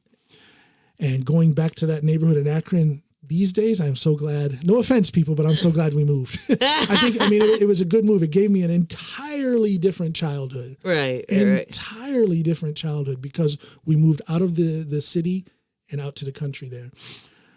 So I had, in a lot of respects, I had a fantastic childhood, but in a lot of respects, I didn't. I was one of the few. We were maybe two. At one point, we were 3 black kids in my class. 3 whole black kids. Whole black kids. All 3 of you. And I'm not gonna say that name. It would be disrespectful, because I have friends to this day that I grew up with, and so it would be disrespectful to say that my hometown is full of redneck racists. That's not what I'm saying. But racism was there, and it prevalent. did There was prevalence. There was a prevalence. Absolutely. There was a prevalence. And it did affect me. Right. And Chris Rock talks about this. He was bused to an all-white school in his junior high and high school years, and he thanks them to this day because it gave him that hardness and it gave him a lot of elements of his comedies. And I guess I can thank my hometown for that as well. I mean, aren't we just the sum of our experiences? And I like who I am. So, okay, thank you to my hometown. Yeah. But so there were some things that happened there. Baggage that I carry with me to this day. Pain as well. Yeah, but see, absolutely. that's why I do music and comedy and all that stuff. My comedy that I do is all passive aggressiveness. It's just like, you motherfuckers pissed me off. So let me just. I was very aggressive last night, and they were quite passive. Yeah. That equal, aggressiveness from the comic plus passiveness from the crowd equals bombing. So. That's a problem. You know what? So don't act like you're the only motherfucker in this world that's ever bombed on stage. Let me tell you something about bombing, boy. I've bombed. Well, it's a growth process. It's a growth process. It will steel you up. It will fix you up. It's a growth process. It's a growth process. But I had so there was those things with the elements of racism that I experienced, and one thing I hate. There's some people who think that when a black person talks about racism, they just need to be quieted. Oh, be quiet. No, that's all. Is that all you talk about? No, that's not all I talk about, but it's part of what I talk about because it's part of my experience. And part of what you're concerned about. Well, exactly. Listen, I don't want to compare the black to the woman thing, but it's kind of the same thing. Like, it's the same thing with women's issues. Like, I'm like, bitching about like why can't we have free tampons and the thing, and they're like yeah. So I get what you're saying there. So there's that element of racism. There's also a thing which is it's a theme that comes up not yet in my stand-up, but it has in my music and in my writing. Right. I haven't had a good relationship with my father since I was 17. Right. I don't miss it. I don't want to talk shit about him. I don't miss that relationship, but it's your not life there. is fine without him. Exactly. Your life is fine. And I don't wish him any ill will. Right. But it's just. But you don't notice that he's gone either. At the same time, I know with me, it's the same thing with my dad. I don't notice he's gone. I'm fine. Okay. I'm all right. Yeah. But having said that, I guess I'm kind of painting over it. Maybe I'm affected by that more than I want to say because it is in my music. It is in my writing. Yeah, it's not to say that you don't care. It's the fact that you don't let it rule your life, or you don't allow it to make your decisions for you. Exactly. It's a part of your life, and it's something that sucks and it hurts and it's bullshit or whatever. But it doesn't make your decisions for you, and that's the difference, John. That's the difference. My time in the Marines. Semper Fi. Thank you. Semper Fi is also very much in my life to this day. That's when I grew up. I was 21 when I went into boot camp, and that's when I became a man. That's when I found out who I was and what I could do.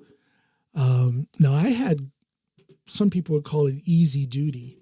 Mm-hmm. I went to, when I reported for duty at Okinawa, after boot camp, after infantry training, I went to Okinawa right away. And I started catching grief immediately the first day, because when you get there, your commanding officer just looks at your orders, right. And they see a name and they see numbers and information. That's it. So they saw this guy that had a BMI of body mass index of whatever. Yeah. Technically obese. By Marine standards. Yeah. So I caught a lot of grief. So I got called in. Did you really? Called in on the carpet. Were you this? Or were you? I was big lean. back then? I looked like a bodybuilder. I was incredibly lean and muscular. But you were heavy. I weighed exactly because I'm relatively short and stubby. Muscle's heavier than fat, so I'm stubby, but I got a lot of muscle. So we don't say stubby. We say stocky. Stucky. Stop saying stubby. Stubby sounds like you're missing a thumb. Snoop is stubby. Look at her thumbs; they're not there. But she's gonna kill me.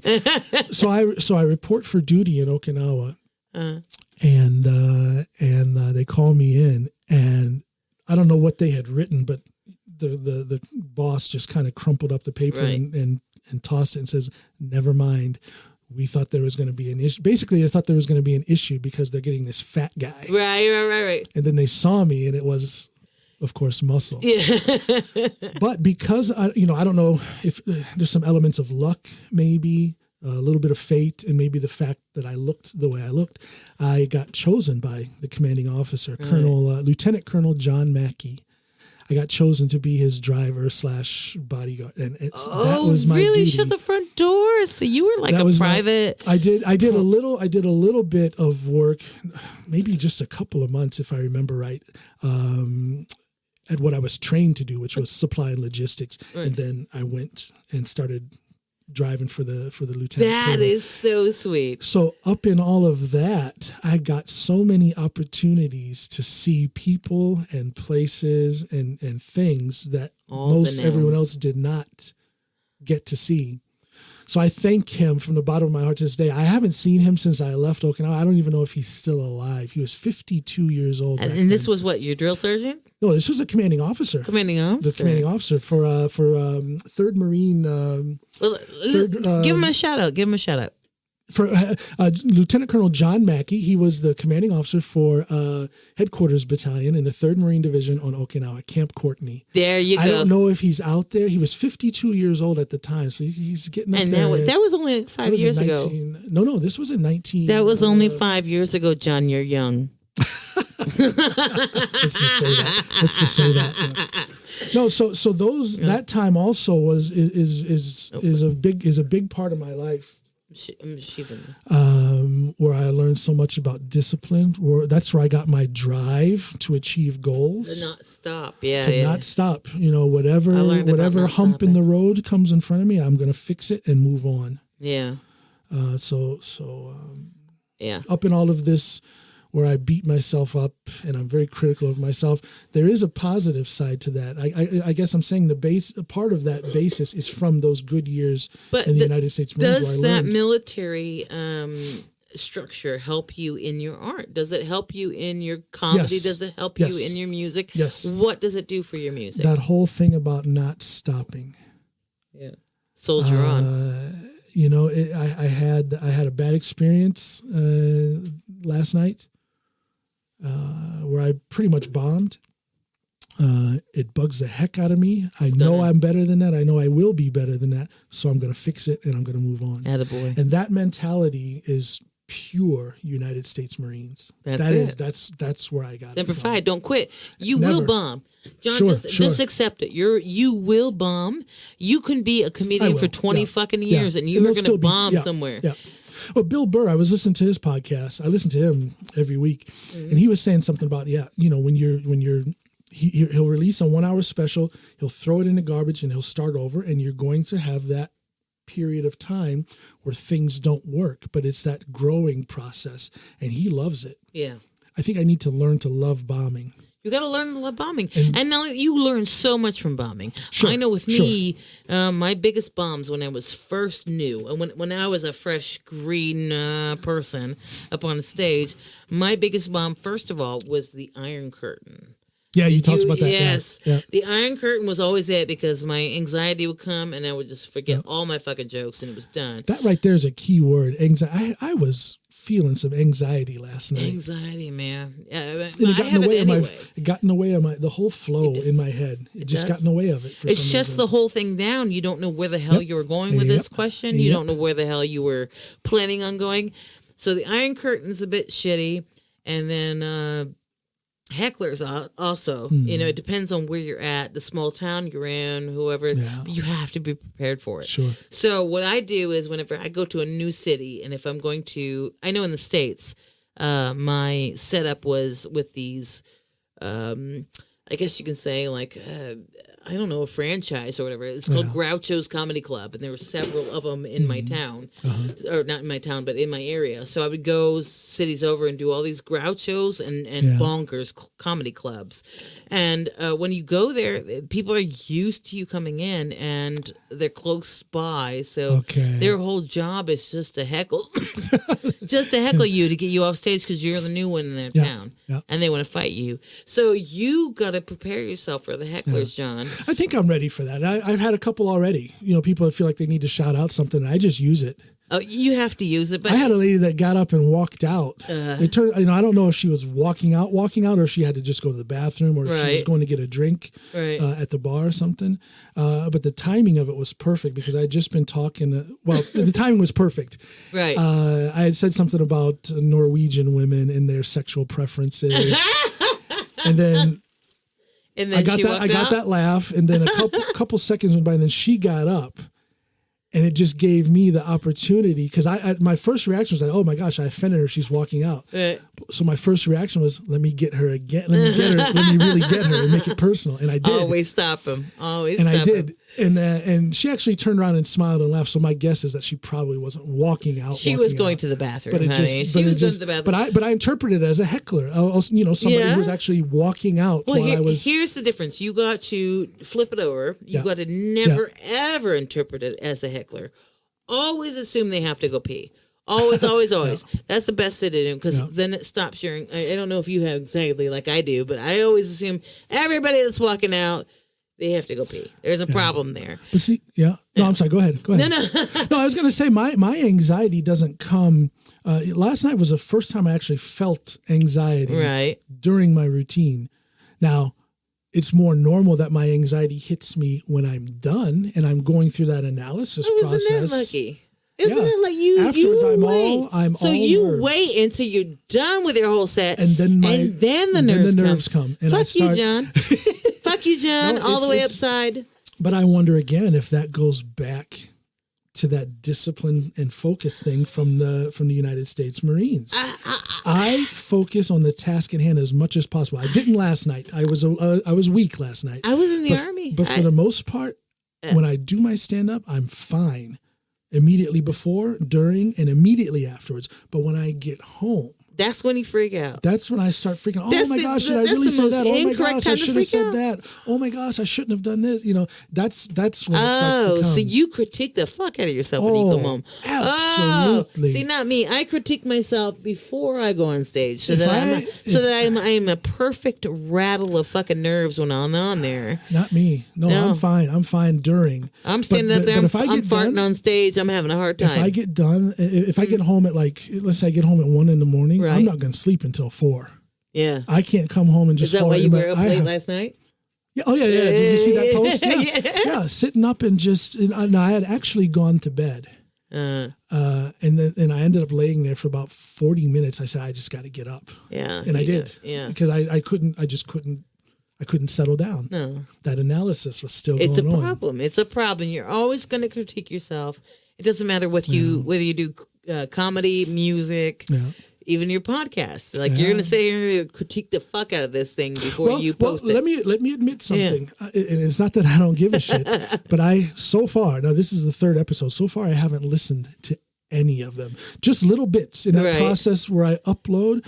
Like our last one was like 2 hours. It was a hot minute. It was a hot minute. So the file was broken up into, I think it was like 5 files. Right. So when I uploaded each file, I had to listen to it and make sure they were sitting together. So we're talking like maybe a 10-second listen, and that's it. So far, other than that, I haven't listened to it. But fuck it, we just roll on it. This right here is no stress. I'm confident that this is something that I mean, I hope thousands, tens of thousands of people want to hear it, but I'm confident that some people will want to hear this. Yeah. Just 2 friends talking about whatever they talk about. You know what the problem is with podcasts, John? The problem with podcasts is that you can't show titties on my bed. You can't get all... I really? caught you right on the coffee drink. Yeah. I caught you on the coffee drink. It up. Yeah. You can't show Well, titties on a podcast. That's why I started this. I wanted titties. You wanted titties, but you can't show titties. You can't really sell the podcast. You have to really zap the people into wanting to listen to what the fuck we're talking about. But the truth is, it's just you and me with coffee in this room over here talking some bullshit and hoping people find this interesting. Oh, yeah. And I think they will. There's a camera bag. Do you see that behind you? I got that camera working. We talked about that. Yes. And I want to film this for eventually, at least for YouTube. Yeah. But I think the next episode I'm going to film. I finally figured out that crazy camera. If you can hang it up in a corner you see that somewhere. Right there? I'll put it right there on a tripod. You going to stuff it right in your wife's mouth? Can't show titties, but you can talk about stuffing things in your wife's mouth. No, she's referring to a beautiful painting. A gorgeous painting sitting by on the wall. a gentleman named Jan Boerdewick. He's passed away since then, but he painted this beautiful portrait of my wife. Gorgeous painting. But right there is where I'll put a tripod, and it'll come down here because I think with the wall over there, it'll be a nice backdrop. Right, I agree. And if I can get the angle right, I might have to move this table more towards that wall to get a wide enough angle to get both. We'll sort that out, John. You in the beginnings of this stuff. Yeah, this is. You were in the beginnings of it. You built number 3. Episode number 3. What else? What else do you think people want to know about me? Well, you know what? There's a lot of things about you, John. Go down the list. I was thinking we needed to stop after an hour and a half. It's an hour and 40 minutes almost now, but let's just keep going. I'm actually curious. I'm super curious about. I know when I was in my 20s, I dated a bodybuilder. Yeah. I dated one. Yeah. He wasn't one of the nice ones though, but he was really into it, and he spent a lot of time at the gym. But I'm dying to know what it is in your life that makes you go, that's the shit I'm going to do. I want to be a bodybuilder. I want to sit there and not eat pizza or all the good, delicious things. I want to eat just chicken and eggs. What is it that makes you want to be a bodybuilder? What made you want to be a bodybuilder? We would have to go back to when I first started lifting weights. Like I said, it started in my basement when I was 10. And then right around the age of 12, 13 was when I really had some good guidance from my football coaches. And that's when I really started focusing on lifting weights for football.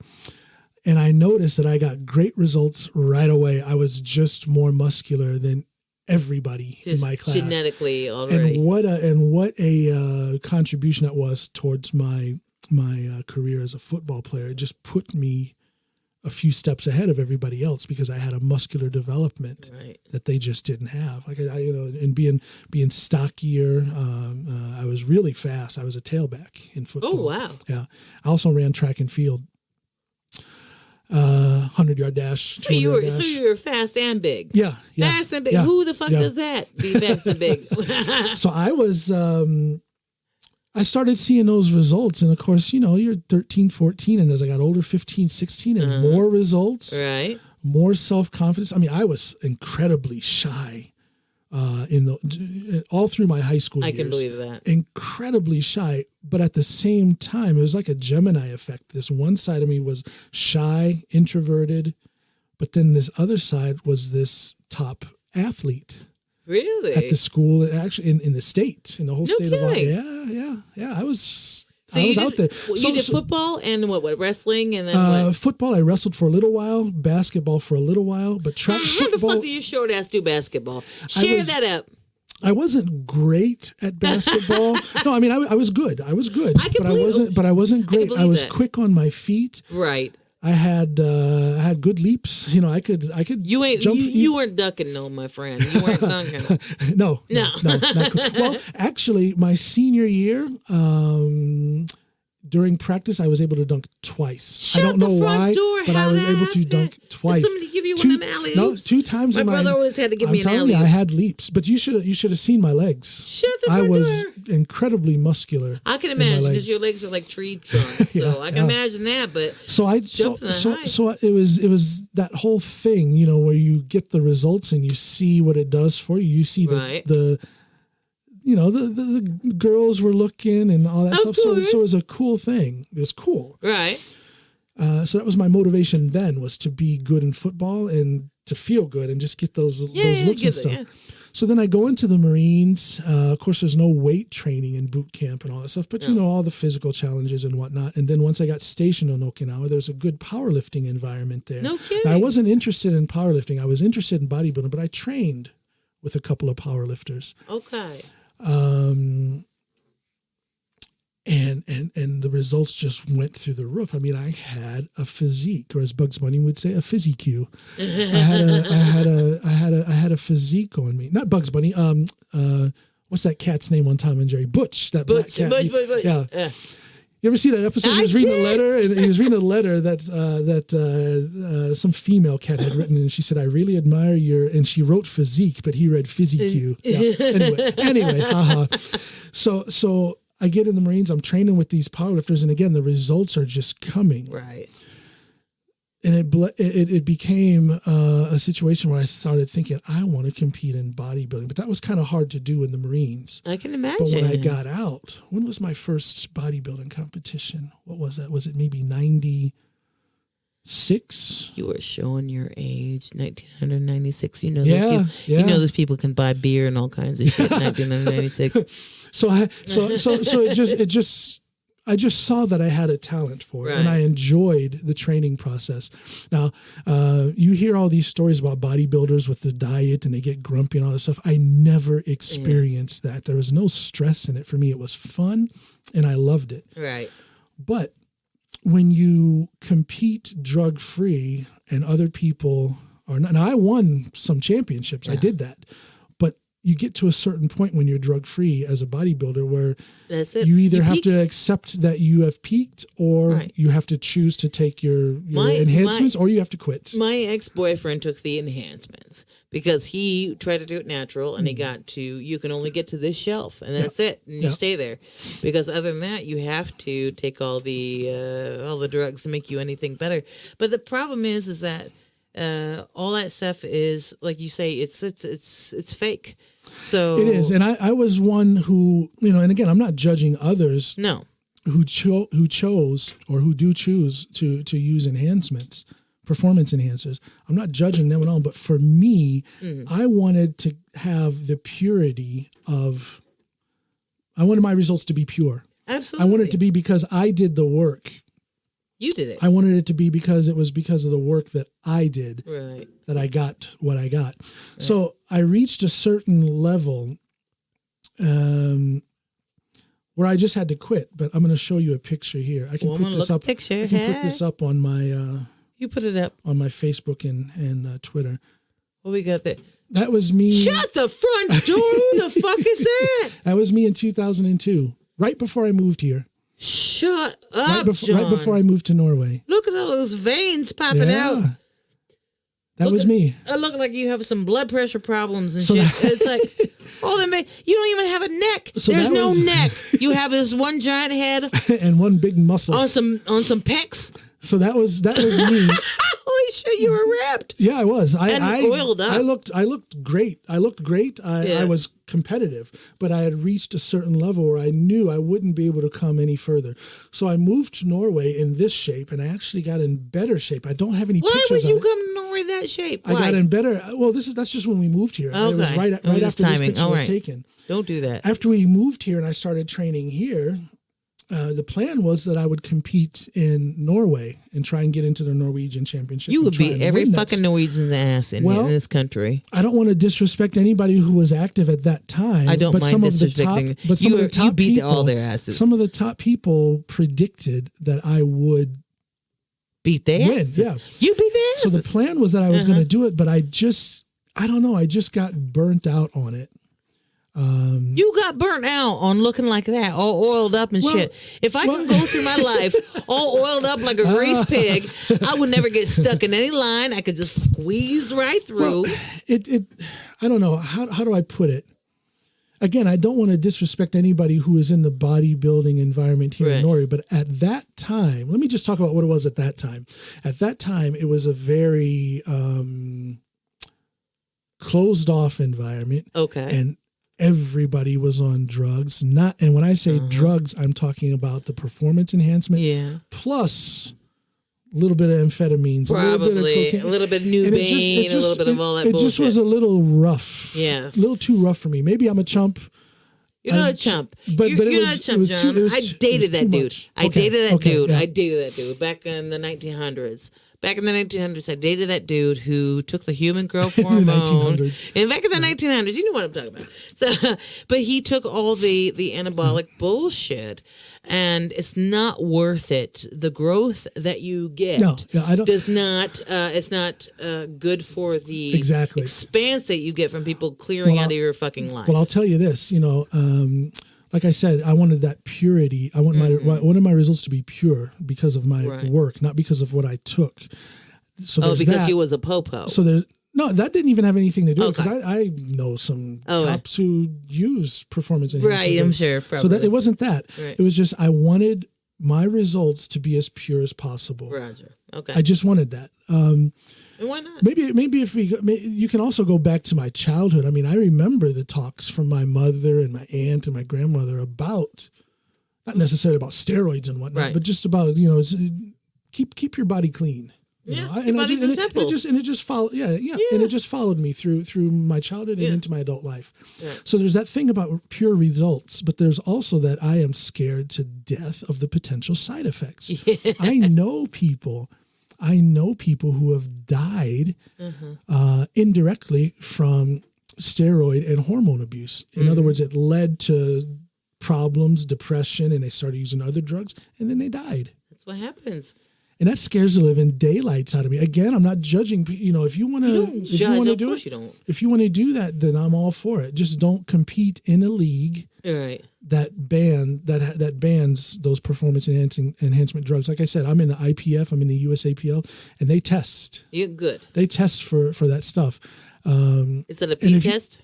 It can be urine or blood. Or blood, okay. And if you get caught, there's some severe sanction. Not severe. They're not going to kill you, but there are sanctions. This is not Russia. The only time I will judge someone who uses is if they get caught using in a federation that is supposed to be drug free. Right. I have a problem with that. Yeah, I'm with you on that one. If you want to compete in another federation that allows it, go right ahead. I'm with you on that. Yeah. And I'm also with that. If you are... I find that the anabolics and all that stuff is really no different than any woman that wants to get breast implants or anything. I agree. You want to enhance your body in some 100%. Way. So I don't have a problem with that, but I do have a problem with that when they use it in competition, because it's not fair to the guys that are pure. It's not fair to the guys that go, I don't want to put that stuff in my body, which is fine. Yeah. Also okay. Yeah. And but they're not competing on the same level. If your federation allows drug use, okay, fine. That's where you compete. But if there's another federation that does not allow that, then just stay away from that federation. Right. So now up in all of this with bodybuilding, the whole time there were people that were trying to push me into, not push me, but suggested that I should try powerlifting because I was super strong. And you still are. Still am. I was very fortunate to be, I became friends with, and I trained a little bit with my good friend Ed Cohen, who is like the Michael Jordan of powerlifting. He's like the greatest powerlifter ever, in my opinion, and in the opinion of most powerlifters. And so he showed me both practically and by his example on how to train and get optimal results through willpower, through focus, through smarts, through planning. You can't be a meathead. You have to have the smarts to plan your training routine. You have to get the proper amount of rest. It's not just go into the gym and act like a gorilla. There's a process, and I learned that process from him way back in the day. Because there's so many hours that you're supposed to sleep too, right? That's so important. Yeah, it's not just the food that you eat, but if you're meeting a brick wall in your training, if you're not getting the results, or if you're having negative results, if you're going downhill, look at your sleep. And what does that mean with your sleep? Do you sleep more? Should you sleep less? What's the deal? You should sleep more. Yeah. I have had the best results from powerlifting when I have had the opportunity to lay down and take a nap during the day. Now, that nap can be 20 minutes. I have laid down and slept for 3 hours, 3.5, 4 hours in the middle of the day. You hear that, everybody? You should take time to take a fucking nap during your day. It literally can change your life. Right. Taking those long naps, I've still been able to sleep at night, but that's because of the amount of training that I have done. Your body is screaming for that rest. It's when you sleep that you recover from your training. That's what they say. They build your muscle. I know that I took a nice nap on the train on the way here. I left my fucking jacket on the train. No. Oh gosh. But I feel powerful. I feel powerful. And I kept all my wallet and all my important shit in the jacket that I'm wearing now. I have it. We live in Norway. Yeah. So I had an over jacket and I left it there, and it was sad, but you're right. You need the good amount of sleep, because I got some good fucking sleep on this train on the way up here. Well, I tell you, that sleep factor, there's a lot of people that just can't get a handle on that. But I tell you, if you get enough sleep and if you dare, and I say dare to take a nap because a lot of people think that's going to mess you up, or they think it's laziness to take a nap. I tell you, it can change your life. It will give you such a boost, both physically and mentally. And okay, you don't have time to take an hour or 2 hours or 3 like I do sometimes. Take 15 minutes, close your eyes, and hopefully you'll fall asleep. But even if you just sit still and close your eyes for 15 minutes, it will work wonders. It will work wonders for you, physically and mentally. When I was a nurse, I remember we used to have these, because I was a graveyard shift nurse. I worked the midnight shift. And we had this test where we would lay down, and we would have this middle tray on the floor. And we'd have a spoon in her hand, a middle spoon in her hand. And we'd lay down on this bed and let her arm dangle and try to rest. And we would set our clock and see how long it took before we heard the clang of the spoon onto the metal tray, because that's how long it took for us to fall asleep. Now, if it takes you 15 minutes to fall asleep, then that means you've been getting enough rest and you're okay. Okay. But if it only takes like 2 or 3 minutes for you to clang that, then you are not getting enough sleep, and that's a problem. I'm going to try that. I've seen that study done. Test yourself. I saw something on YouTube about that. I'm actually going to try 10 to 15 minutes, and you're within the safe zone. It's kind of normal. It takes 10 to 15 minutes. I'm going to try that. If it takes you 2-3 minutes to fall asleep, you're not getting enough sleep, and you're killing yourself. I'm going to try that. Try it. Do something. Take your microphone, just the mic, and rotate it and point it at your mouth. Let's see how that sounds. Am I sounding better? I think so. I've been struggling on trying to get good sound out of this. I'm not going to tell people what kind of a mixer I'm using because I don't want to advertise for them for free. Word. And I don't think there's anything wrong with this mixer. I think there's something wrong with the mixie. Or it could be wrong with the talkie. I'm not a podcast person. No, actually the first 2 episodes I haven't gotten the sound quality that I want. Okay. What are you trying to get? More of a radio sound. It sounded a little bit tin can. It sounded a little bit tin canny on the first 2. You know, so let's maybe see what happens. We're turning it sideways, but if I do this, is that different? That's talk a little bit. Let's try this. Can you feel this? Yeah. Did we ruin the whole podcast because I wasn't talking right? No, because people are listening, but at the same time, some music files, some music people have actually commented. Okay. Privately that I need to do something about the sound, and I agree. Think what it was. Agree. I think what I did was it must be because I'm talking now directly into it, and it sounds a lot different. How do I sound now? You sound a lot better. And how do I sound now? Oh, word. Okay. I fucked up your whole podcast because I've been talking sideways. But you know what? It's me too. I'm the boss here. I take responsibility. Well, technically, I'm the boss today, the boss John. Today, that's I'm right. sitting in the big boy seat trying to drive this bus. This crappy sound. Yeah, on I this know. It's all these blinky lady. lights and all kinds of shit and buttons I need to be pushing. And that's a good thing that you don't let me close to the buttons because I am a button pusher like you would not believe. Yeah, what's going on with this one? The only thing is with that direction. See, now I can't see all your face. I'm little, John. Let me do this. Let me go sideways, and then we be talking like this. See, now you're posing. Now you're posing, styling and profiling like a motherfucker over here in John's room. Word.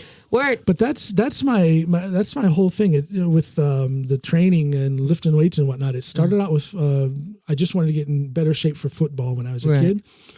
And then after that, I wanted to get into bodybuilding, so I did. Then I got burnt out on bodybuilding. Everyone had been talking that I should try powerlifting because I was so strong as a bodybuilder. And I started powerlifting in 2015. You just started. I just started in 2015. Well, it's not just. I'm old because 5 years for me seems like it was a minute ago. Do you age in dog 2015, years? and that's like most of my child's life. No, it was a hot minute ago, but you just started powerlifting. But before you did bodybuilding. That's right. And what made you do the transition, though? The desire to see how successful I could be in powerlifting. I started looking at people in my age group and in my weight class, or what weight class I would be if I were to powerlift. And I said, you know what? I think I can beat those numbers. I saw what they were lifting. Now I lift so-called raw, without all the support equipment, the squat suit and the bench shirt and the shoulder thingy. Yeah. What is that? What is that thing called? The little shoulder strappy things that they put on there. Shoulder. Oh no, I think you're talking about on a safety squat bar. That's just a training bar that people can use to train on. Yeah. But so I saw I saw the numbers that people were doing, and I thought I could beat that. So there is that competitive guy. I was looking for something I could do, something I could hopefully master. I wanted to see if I could master it. Right. So that's why I did it. My good friend, I love her to death, Hege Nielsen.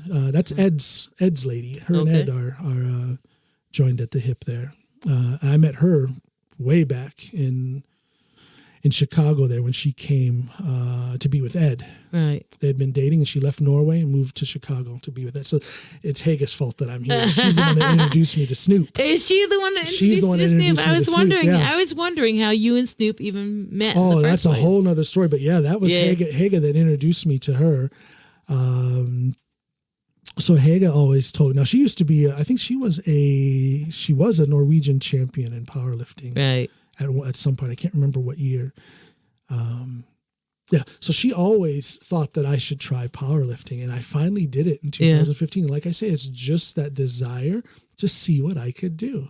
I appreciate that. I'm so glad I did it, because I get a satisfaction out of powerlifting that I did not get out of bodybuilding. See, in bodybuilding, how well you do, of course, it has to do with your own efforts, your own way of sculpting your body through training, but it depends a lot on the judge's opinion. That's bodybuilding. But powerlifting, it's straightforward. You lift X number of either you pounds, lifted or you didn't. Exactly. And so you're saying in bodybuilding, when you go up in bodybuild, the judges are just like, I don't like the way his pecs are shaped or something ridiculous. There's some nuances, but yeah, it can boil down to something like that. Something silly. I'm sure I'm not sure exactly how the judging works, but there's no right and wrong answer. There's he did it or he didn't do it. They have a criteria. They have a certain amount of guidelines. I'm sure. I'm not exactly how that works, but it does boil down to opinion. It always does. Yeah. So. Is he oiled up enough? Did you oil up? Things like skin tone and all that kind of stuff plays. Did you go out and get a tan, John? Because that was really important, I'm sure, with your skin tone.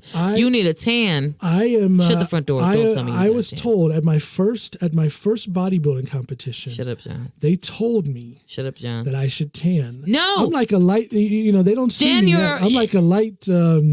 There's chocolate and there's butterscotch. Yeah, but there's chocolate and there's butterscotch. I'm more butterscotch. Yeah, but you still have a chocolate coating to you. There's a chocolate coating. Who tells a black man to go and tan? But in bodybuilding, that is an issue. If they, not just the tone of the skin, but the tanning thing will also even out. So there is a benefit to it. It adds the shadows too to make you look stronger and all that shit. I know how the lighting goes, but that's ridiculous to tell a black man to go out and tell him he need to go get a tan. Where the fuck you going? I went up to the judges afterwards and I says, what do you guys think I can do to get better? And the first thing they said was, next time do some tanning. Shut so I did. The front door, John. Yeah. So after have you seen in the mirror? You're a black man. But again, it's chocolate and butterscotch. I'm more butterscotch. You're a little butterscotch. You're a little butterscotch, but Jesus Christ. I guess because my uncle always told, I have a black uncle. I have black folk in my family. And he always the shit he always told me was that you might be white, Tiffany, but you're invited to the barbecue white. So there's the difference. So that's all right. So you're a little butterscotch, but that's ridiculous that they would send you to the tanning booth. They did. But I understand it. I do. You do? When I look at pictures from me from that first show, and then the shows after that, That picture I showed you, that's me with a tan. Right. Actually. Yeah. So there is and a big oiled difference. up. You were oiled up. Yeah, all greasy. You got the greasy. Yeah, it looked like you could slide right off your ass. So it was. No, I totally understood it, and I did tan for the shows after that. But I don't know. That just falls into that opinion thing in bodybuilding. Whereas again, powerlifting is different. You either lift. It's a right or wrong answer. It's not about how pretty you are or anything. It's about whether or not you did the work. Although, let me say something here. There are some fantastically fit and beautiful female powerlifters out there. You would not, there's this thing out there where people think, a lot of women think, oh gosh, I can't lift. I can't lift heavy. I'll get masculine. No, you won't. You'll just be a more fit female. Word. I have a girlfriend. Let me give a shout out to my girlfriend Natalie, who is. Hey Natalie. Hey Nat. Natty Dreads. She is a power lifter, and she is fucking amazing. Okay. And it doesn't take away from her femininity. Does she compete? Yes. Oh yeah. She oils up. She Natalie. Natalie. I'll send you. Check it. Send that to me. Oh, she's awesome. Natty Dreads. I call her Natty Dreads. She was a girl I used to surf with back in the day and stuff. She used to be when I used to surf with her. She was the girly girl. But then after I left, she started doing bodybuilding, and she's got some skills. She's really sculpted her body in an amazing Natalie way. with TH or Natalie I'll have to look her up here on my phone here. I might know her. Yeah, no. I call her Natty Dreads. Natalie Kaczynski is her name now. She's married. Natalie Kaczynski, totally ripped. Let me show you KAZ. Yeah. Hold up, I'll find you a picture. She is one of my surfer girls. She's in one of these ones, but she's a surfing girl. Oh, look at that surfing there. Natty Dreads, look at them arms. Look at them arms. She's nice, fit, right? Yeah. She's been working on that shit for at least a decade, and I'm so proud of her. So, yes. Well, I tell you, I think it's a fantastic sport. I had fun with bodybuilding, but I am really, really enjoying this thing with powerlifting. And in spite of the shoulder injury, I'm far from finished. I think your shoulder injury, I'm really impressed with you about how you have not stopped with it, because you have a shoulder injury, which when you do powerlifting, it requires you to lift things up over your shoulder, which is like but that whole thing with lifting above. Well, see, the thing is, let me just talk a little bit. There's a difference between powerlifting and weightlifting. Right. Olympic weightlifting is, clean and jerk, and they are lifting over their head. Now we have powerlifting is just squat, bench, and deadlift. Now, I can't remember the last time I trained bench. Like I said, the last competition I had, I lifted 20 kilos and 25 kilos. The bar plus the collars. So my training is severely, like I said, I don't do any upper body training except what I'm allowed to do from my surgeon and my physical therapist. But all the leg training, deadlifting, that I can still do.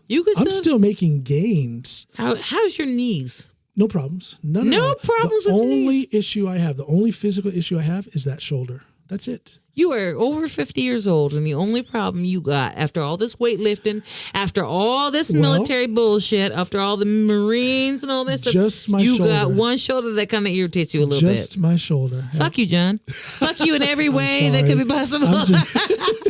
I'm kind of cheeky like that. I'm not even 40 yet. I'm all like, my back hurts. I got palpitations. But you know what? Say that word again. Palpitations. I got palpitations. I can't make it through. But let me tell you something, though. I truly believe that all of the physical activity, like I said, from 8th grade all the way through, I have had not top-notch guidance, but competent guidance from people who were able to do things better than me. Now I'm kind of on my own, and I've formulated my own training methods, and now in conjunction with my surgeon and all that stuff. But in my formative years, I had good guidance. So I learned the value of pacing myself. I learned the value of natural training. I learned the value of rest very early. And I've just carried that and built on that knowledge up through the years. And that rest I think that is the key to my longevity. I am incredibly fortunate to have the makeup in my body that I do, the genetics, if you will. I'm incredibly fortunate for that, but I have done the work. I have done the research. You've done the research. I've had the guidance. And the guidance, and when you talk about the guidance, who is your guidance? Who are these people that are teaching you? We can go back to 8th grade. It was my gym teacher, Ed Ally was his name. No, we can go back even further than that. This was in middle school. So this was before 8th grade. This is early in middle school. Ed Ally was his name. He's passed since then, but he was my gym teacher. And he used to talk to me a lot about the benefits of rest. Then we get to 8th grade football. It was just all the coaches. Right. I want to give a shout out to Jeff Data. Jeff Data is his name.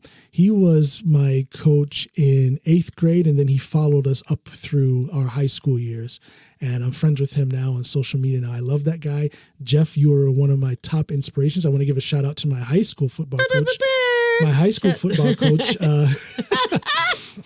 Dale Saylor. I'm also friends with him on social media. Yeah. Thank you for your guidance. That Dale Saylor was probably my number one motivator, if you will. Right. He had a brutal honesty in his coaching style in football. I remember, the halftime locker room talks. Right. We could be winning, and we kicked ass. Yeah. In that tiny little suburban league out there. But we kicked ass. We were beating teams. We could be beating a team like 40-0 by halftime. But he still could cuss us out and tell us we were being chumps and we weren't doing this, that, and the other right. He put that idea of perfectionism, perfect execution of the game plan. I got that from him, and I carry it with me. I'm getting chills thinking about it. Good. I carry that with me to this day. I got great guidance from him. Coach Schoonover also. Was that also a school coach? High school coach, yeah. In the, how to work out properly and stuff like that. Those guys, they just put a solid foundation. Then when I went to college, I played in college as well. I went to the University of Ohio. Or what do you call it? Ohio University. Not Ohio State, but Ohio University. Okay. Wow, this can be a whole podcast in itself about my college days. But Me too, but it had more of a prison thing. It was just an extension of those values and the learning process. Right. And it became not an obsession, because I'm not obsessed with health and training. No, I'm not. But I am conscious of my health. All right. I am eager for more strength gains, even at the age of 50. All them gains, bitch. You gotta have them gains. Even at the age of 50, I will get stronger. Yes, you will. That's the crazy thing, because I don't know if your podcast listeners have ever seen you, if you were face or on anything, but you do not look 50 years old. You have this whole Dick Clark thing going on, that Black Dick Clark thing going on, where you don't age, because I literally just saw a picture of you on your refrigerator when I walked in here, when you was a pawpaw back in the day. Yeah. You was one of the motherfuckers I was running away from, John. I was running fast, but you was a pop-up on them, and you do not look any different. The only thing that's different, you were skinnier. That's the only thing I was like, look how skinny your ass was. That's when I was bodybuilding. Yeah. Yes, but I called you skinny when you was bodybuilding because of the way you look now. Now I look like a power lifter. Yeah. You look like you would fucking Mack truck. A 5'8" Mack truck. Peterbilt coming at you. So it was it's this desire, and of all of my coaches, the two that I hear the most in my mind when I'm trying to craft my future in powerlifting now is Coach Saylor from high school and Ed Cohen, my good friend Ed Cohen. They put this thing in me about focus and about drive and about perfection. Like I said, Coach Saylor, we could be winning 40-0, but he would still look at me, and he said, I was a tailback, so I'm a running back. So he would, shout at me like, quit tiptoeing, what did he say? Quit tiptoeing like a ballerina with a tutu. Run like you mean it. And it's like, gosh, I got 150 yards already in the first half. What but do you want? he would still see. And Potential. And it wasn't like an unwarranted criticism. No. He just He saw you had more in you, and he wanted you to give it all out. Thank you. He There looked it at is. you and went, "No, I get it. There it You're is. doing great, but you have a lot more in you. And don't pussyfoot around. There it Stick it is. out." Word. And then the same thing with my friend Yes. Ed Cohen. I remember in 2015, I won the Norwegian Raw Championship in 2015, my first year of powerlifting. Cool. And I made some sort of comment to Ed. We were texting back and forth on social media. And I made a comment to him about something about my success in powerlifting. And he typed back, so simply put, so humbling, but true. He typed back, "John, you haven't had any success in powerlifting yet." Meaning there's more to do. There's so much more to do. This is in 2015. Right. And I love him for that. He Yeah. I was going to say he keeps me grounded. I am grounded already, but he puts the reality of the situation in such a clear picture. When He'll I talk smack you with the reality fish. Yes. Is what I call the smack. You ever smack somebody with fish? There you go. he's got that fish in his back pocket. You gotta spit, and then bitch, I know. And here's the reality. He's right because you do have success, but you never complete success. Right. You never done complete with it. that. You never done complete with it. that. Never No. done. You keep striving, and when you are completed with your success, that's when you die. Yeah. So if Exactly. you're completed with your shit and you're like, fuck it, I'm gonna sit here and watch some Wheel of Fortune. And I try. So this whole thing with drive and with trying to better myself, I do it in as relaxed a way as possible. Of course, from time to time, I can stress about it. I can beat myself up, but I do enjoy the process. Right. But how do you take that into, like, you have your stand-up, you have your music, you have this discipline to you of how you do all these things, because like I said, you're a Renaissance man. You do it all. You do the comedy, you do the bodybuilding, you do the music, you do the podcast. How do you balance it all with your not just family life? Because that's the question that people ask women. I hate that shit.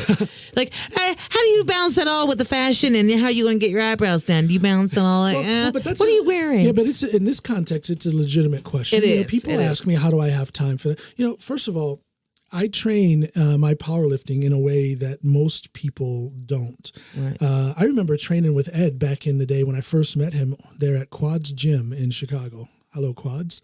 Word. We would, that would be like a 2.5, sometimes a 3-hour training session.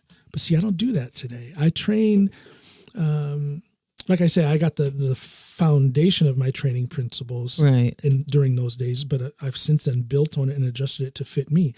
I train very seldom longer than an hour and 10, an hour and 15 minutes.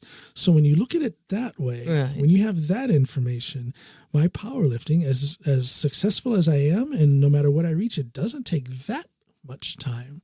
You want to know how many days a week I train powerlifting? How many days? 3. 3 days for 3 an days hour. for- So 3 hours a week is what you're running on. Let's say 4 hours a week. Well, we'll run on 4 hours a week just in case you go overtime. 4 hours a week So to it's get not- buff and ripped. So it's not, it's not that complicated of a process to do that. Now let's talk about my music. When my wife normally works, Snoop normally works night shift. Right. So it's perfect. Right. I see her out the door, and then I can sit down and write. And I then can your sit down and kids are come in kind here. of older.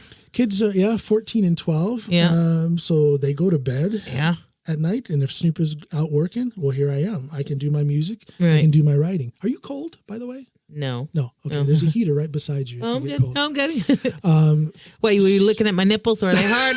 Are they hard, John? Are my nipples hard? They're fine. Big old things. Big old babies. They're good. I'm going to film this so folks can see what I'm talking about.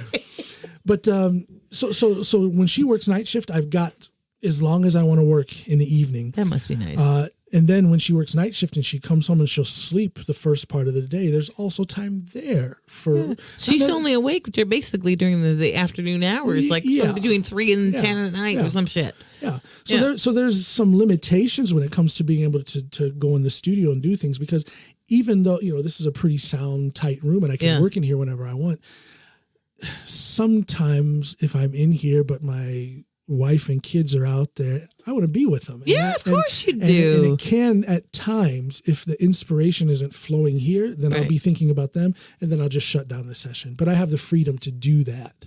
You live because here, it's just John. me. You live here. Exactly. I live here, and it's just me. I do all my music. And you know what the solo. great thing is I think that the inspiration and the excitement and the realness of your creativity comes out better when you're not constrained by worrying about whether the wife's out there and wants your attention. Exactly. She knows where you're at, and she knows where you're coming out. And if I'm worried about them being out there while I'm in here, that's something that I've taken up myself. She cuts me loose. Right. She's ready to go. She don't give a fuck about you. That's all you.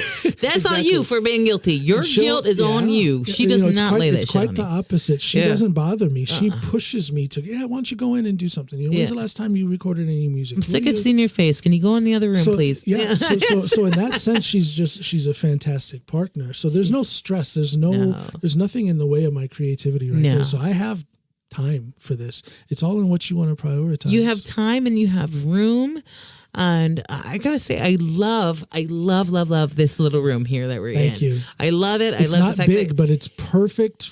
It's a perfect size. It's the perfect size. For It's me got and the perfect. one or two other musicians, if I want to bring in a couple of guests. You got art in here, though. Yeah. And I'm an artist. I don't fuck around with this. So you got art in here that really makes me feel good. You got live. I don't know if it's live.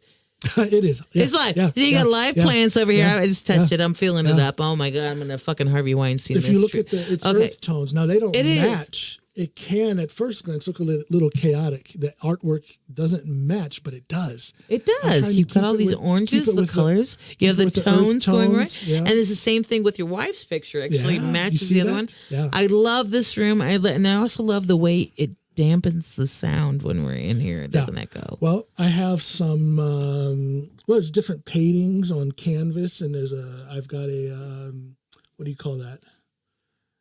I guess it's a rug hanging on the wall. I've got some panels of some other artwork on the ceiling, actually. Yeah. Now, a lot of people want to use that sound foam that you'll see in like a professional studio. Right. And you can do that, but to me, it just looks so dead. I want to.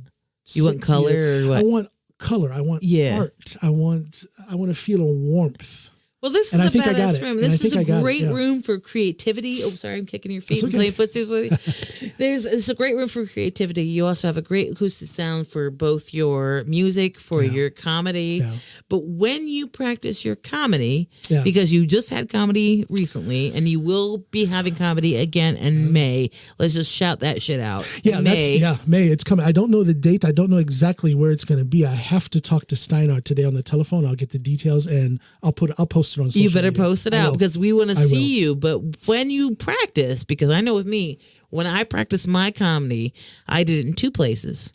The first place I did was at my local pub with all my peeps. And I will do like a couch comedy situation and let them laugh. And the second place, John, I'm going to tell you, and I'm not going to lie, grown-ass woman did it with stuffed animals all over the side of the bed. Okay, yes. Practice with your stuffed animals. You'd be surprised. One might heckle you. If they do, you have to adjust your medication. But when you do that, but do that. Excuse me. No, but what I do when I practice my routine, I practice it in the writing process. I'll rewrite it, and then I'll write it again, and there's a mental process that goes in. I will read it. Right. But I never practice it out loud. You got to practice it out loud, John. I wonder if that's something to try. Maybe I should There's something you're missing. There's something you're missing because you have to. You don't have to have the audience. Yeah. You have to. Excuse me. You have to do it out loud.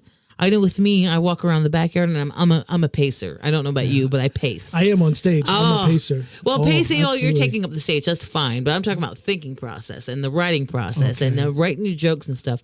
I'm a pacer. Okay. And I go out in the backyard, in my own backyard, and I say the jokes out loud, and I time the jokes in the way I say it. See, I do that. That's all internal for me. I do it in my head. You can't. Maybe I should you have to do it it out loud. You have to do it out loud because in your head, You ever heard somebody say, that sounded a lot better in my head before they said something stupid?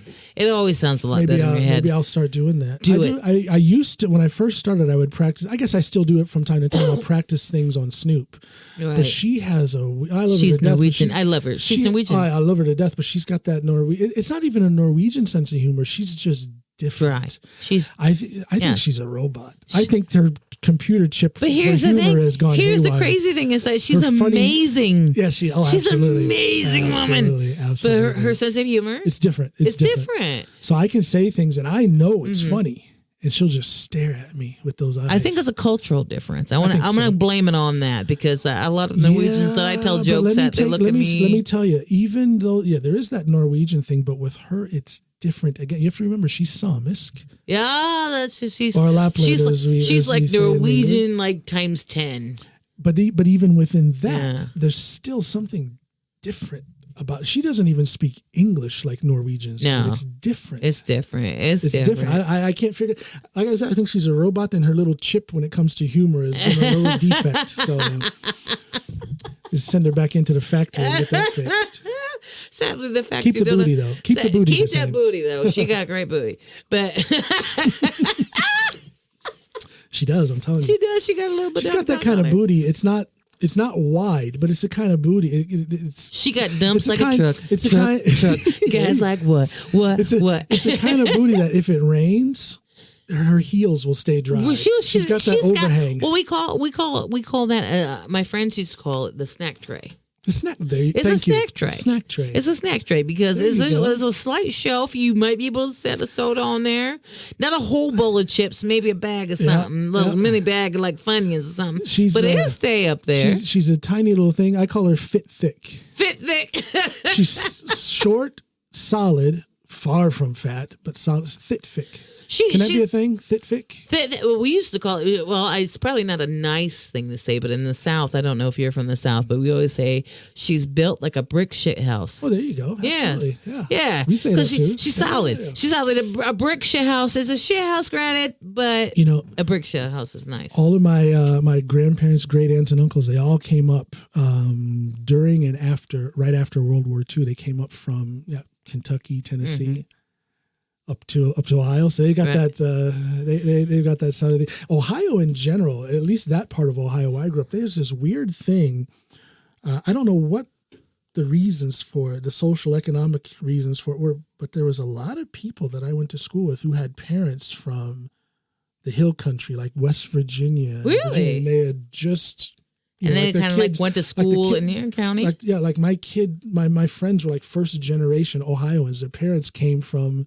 So many times I can remember going into my friends' houses and it wasn't you guys, it was y'all because their parents were from wherever. Where I'm from is y'all. That's how you say it. Yeah. It's not yous, guys. It's incorrect. Yeah. Yins or yins? Yins. Where's that from? That's Pennsylvania. Is that Pennsylvania? That's Pennsylvania. Is it yins or is it yins? I think it's YINS, yins. It's just yins. It's not yins. It's yins. I had a football coach when I was playing Pee Wee football who was from Pennsylvania. Right. I said yins. Yins. Yeah, Yins did a good job today. Yins. It's never registered. It's always y'all or all y'all. Because there's a difference between y'all and all y'all. You hear some of that Pennsylvanian stuff in my area of Ohio too. Well, you know what, John? I cannot wait to hear your next stand-up show. I'm super stoked about May. You don't have a specific date, or do you? At the earliest, I'll be on stage again at the club evening here in Drummond in 2 weeks. Not this coming Wednesday, but the Wednesday after that. That'll be the earliest I'll be on. I'm going to try and get into Oslo very soon. Right. Maybe this coming Monday or Tuesday. Right. I'll post it on social media. And then this thing in May, I don't know what date. I don't even know what format it's going to be. But he said something is coming in May, and he wants me in on it. I'm going to talk to him today. I'll get that. You guys can find out all this stuff on Facebook if you go in on John Allen. I guess that would be Alpha Curl John. Not Alpha Crow. You can't say Alpha Crow. That's so Norwegian. We do the little A with a circle around it. At John Stop Allen with Loyal the Alpha Oak. Crow bullshit. At John Allen Loyal Oak. At JohnAlanLoyalOak. That's me on Facebook. On Twitter, you can find me at John Allen Pod. Pod. JohnAlanPod. At John Allen Pod. On Instagram, excuse me, you can find me at John Allen Loyal Oak. That would be my artist page. Right. If you want to see we talked a lot about training and lifting and stuff. Right. If you want to see those videos, that would be at. No, you know what? I'm not going to tell people that. Oh, stop with the bullshit. You should. Yeah. At John Allen Reese. That's right. Reese. Now we know his last name, and now we can stalk him. Reese. Go in there. That's where all my powerlifting stuff is. Yeah, that's where we found all that. You can find this stuff. So there'll be some pictures. You guys can finally see what Miss Tiffany looks like. If you didn't know, I'm going to put that picture up. No, you find. I got a face for radio, like I said, honey. I was built for radio. You know what? As you say that, people, now she said she's got a face for radio. I'm gonna take a picture of her right now, the way she looks, and boom. I don't know what the exposure is on that. I don't know what that is, but Lord have mercy. I do have a face for radio. I'm built for it. So we didn't beat our record. This is only 2 hours and 28 minutes. Right. I don't think this is too long. You guys, people can take their time and just listen to it. My thing is that we got to plug what you're doing now. Yeah. This is it. We got to plug it. What you're doing, what is your plans for the future, John? What do you got with everything between your music, because you got albums coming out, you got singles coming out, with your comedy show, you got shows going, you already made it to the big time and Oslo with the big city. What up? I've never been to Oslo. I've never performed in a big city. The biggest city I ever performed was Kissimmee in Florida. Okay, in Florida, Kissimmee. Yeah. And it's not even like a city. I've actually driven through there before, yeah. See? Yeah. And that's the whole thing. You've driven through it. You never fucking stayed. No reason to stop. There's no reason to stop. You got a Denny's and you bounce off it. So yeah. I have my stand-up coming. As I said, my goal is what I will do is in the run of 2021, I will have 1 hour. I will have a solo show. Right. When that comes, I'll let you people know. Here very shortly, in the next month or so, I will release my 5th single from my upcoming album, which is entitled Bassless Accusations, and that's bass, B-A-S-S, because the songs are acoustic and I'm not playing a bass. So Bassless Accusations. Get it? Ha ha. That's a dad joke. There's the dad joke. So I'll have another single coming in about a month, and then before the end of the year, the whole album will be coming out. It's a shorter album, about 8 songs. Where can we find your singles on net? Where are we going to find those? Yep, you can find them on YouTube. You can find them on Spotify, iTunes, or Apple Music, whatever that's called now. Are you going to put your links in the? If you go on, the best place to find it, the hub of my social media is my artist page on Facebook, at John Allen Loyal Oak. Okay. Go on there. There's an ugly picture of me sitting. It's a black and white picture of me sitting with a guitar in my hands. That's my artist page. And from there, you can click onto links for all my music on Spotify. So we can find you on Spotify. We can find your podcast. We can find out where you're going to be formed on your... Podcast is on Spotify. As far as I know, it's on... Yeah, just look for it wherever you find podcasts. You can also go to my podcast hub, which is johnallenpod.podbean.com. Okay. Yeah. And then we hope everybody will find you also. But my hope really is that people will come out and support, because you and me, we connect on the comedy level. Yeah. Granted, you and I both are musicians, but I was just a drummer, and you know how drummers are. We just are back there doing our thing. We're not really included in anything. No. But the comedy thing, I'm with you on that, and I really want people to come out and support you on that. I feel you on the comedy. I feel you on the way you do your comedy. You take the tragedy in your life. Thank you. And you also mix that in. Yeah. You also take the joys in your life and mix that in. Yeah. I want people to come and see you live on stage. And where can they see you? You can see me every other Wednesday here in Drummond at Union Scene. We move around within that union building. Sometimes we're on the central stage. Sometimes we're on what's called the studio stage. But just come there. If you go in and check out Stand Up Drummin' is the page on Facebook. There's always an announcement about where we're going to be. If you check out my artist page on Facebook, I will always post announcements when I'm going to be on stage. So I don't have a set show that's booked right now. But we'll always but know I will have it very shortly. I'll have it by the end of the day today. I will have spoken with Steinar. So if we have a connection to some of your Facebook page, or where Twitter. do you put Twitter? Do you put it on all your social media where you're going to be and where you're going to perform? Facebook, Instagram, and Twitter. Well, what are you going to do about this new album that's about ready to slip out? I mean, you've been doing some singles, but they're just singles. We're waiting on the whole album, baby. Yeah. Where are we going to pull the whole moon pie? That whole project kind of stopped. It did stop when my son died. Right. I had to work through that, and it took me a long time. I mean, it's a process. I'm still working on that process of getting back to the old me when it comes to productivity. John, your child passed away. Yeah. It's going to take a minute. So that's actually, that album should have been out by now. Okay. February was the original release date, the 1st of February. I don't dare to put a date on it yet. Do not. You release it whenever the fuck you're ready, because you've gone through some trauma that I can't even imagine. And I have to allow myself to work through that. So to say that my album is going to drop on this date, that date, I can't do that. After the death of a child, you have to work through it, and you can't put a time restraint on when your album's going to come out. So just let it go. What I can say is that another single will be coming in about a month, and that the whole album will come out before the end of 2020. Okay. That will happen. And we are ready. So the next month, we can just expect a new song come out. And how are you going to release it, John? Where can you find it? It'll come anywhere you find digital music, whether it's Spotify, whether it's YouTube, these different things on Google, iTunes. It's everywhere. So you got it. Everywhere. If we Google it, we can find it. You can find it. Word. Now, there's some other artists out there that do weird stuff. I don't want to say weird stuff, but different stuff, who go by the name of John Allen. So you have to look. You have to look for me. I'm the black guy with the black and white photo, and all of my artwork is the same on every single I'm putting out, so it's recognizable. I'm about ready to tell you that I definitely picked the wrong John Allen on Spotify once. Did you go on that one that does that? Whoever does that, what is that shit going? I mean, no, sorry.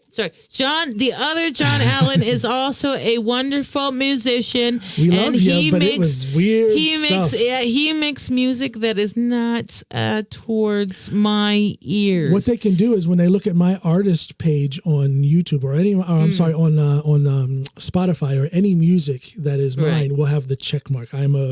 You're verified. Artist. You're a verified artist. Okay, so the other John Allen is not verified. No, because I made that mistake.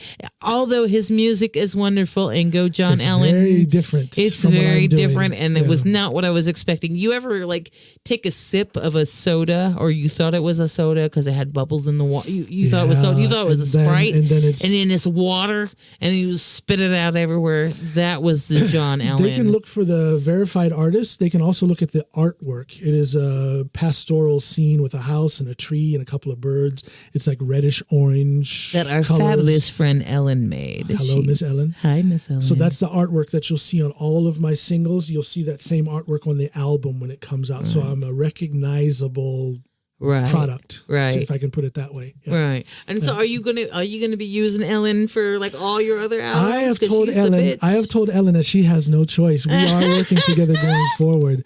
I love you, Schmellen. I'm also, here's something that I haven't said. In the process of this this album that's coming, right? I challenge people to listen to the 4 singles that have come out so far. There's a little bit of a story line in there. Listen to them in the order they were released, and I'm trying to say something in these songs. So in that process, I'm also writing a book.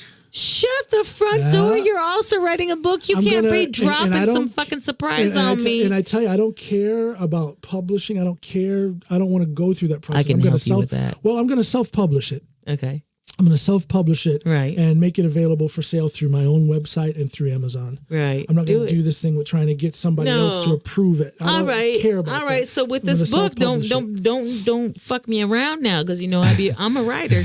So what is this? Is this book an autobiography? Where are we going with this book? Are you going all Stephen King with this weirdness, or where are you going? No, it's going to be for the most part an autobiography about your life, about and what's happening at a certain point in my life. Yeah, because you know what, your life is extremely interesting. Your life is extremely interesting. You I'm go just trying from to live it. I know, right? Just trying to get to the day. I get that, but your life is fascinating because you come from this. I have been through. You come from this Ohio suburban, wherever the fuck you come from. I don't know about that, but then you started doing bodybuilding and sculpting yourself to powerlifting, which is another journey, and suddenly you pop over here to Norway.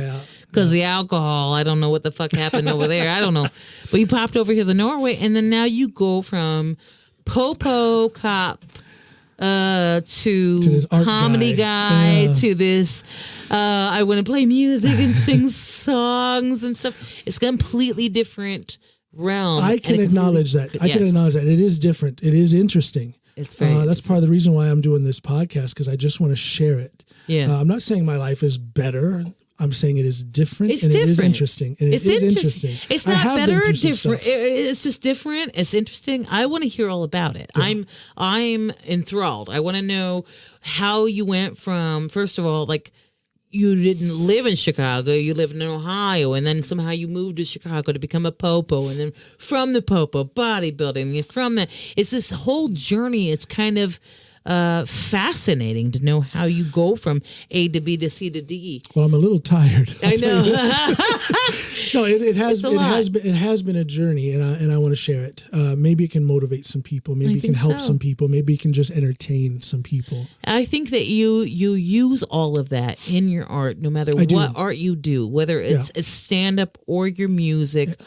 Whatever you do, you bring a lot of that crazy ass fucking journey with you. Yeah. And it's amazing. And it's great to see. I've only seen you doing your premiere show, John. The very first show where your knees are knocking and you're about ready to puke out of your fucking soul. But I am so looking forward to seeing you up on stage doing comedy again when you have your balls not in your throat, but back down in your testicles where they're supposed to be in the scrotum, and where you're calmer and you know where you're going. Yeah. And I'm so stoked to see where you're going from here. Well, it's coming, so just hang with me. I'm hanging. I'm hanging. See it. But it's do you know anything about publishing on Kindle on that Amazon stuff? I know a little bit of the Amazon. Yeah. Because I can write it on a Word program, but then you've got to reformat it to this. I tell you what, my professional job outside of standing here in your room with the chatting is before that I was actually content manager. I'm a writer. That's right. Yes. Yeah. And I do proofreading, and I do it in 4 different languages. So if you have a book, send it to me. Not all your listeners, just John. Yeah, but why not? Why can't they? Why can't they can send it to me for a free for a price? But John, I got you. Charge those people because you paying money, motherfuckers. You all listening. You all paying money, but John's not paying no money because he made me some dinner last time, so we're safe. I had dinner last time, but you come to me with your book script.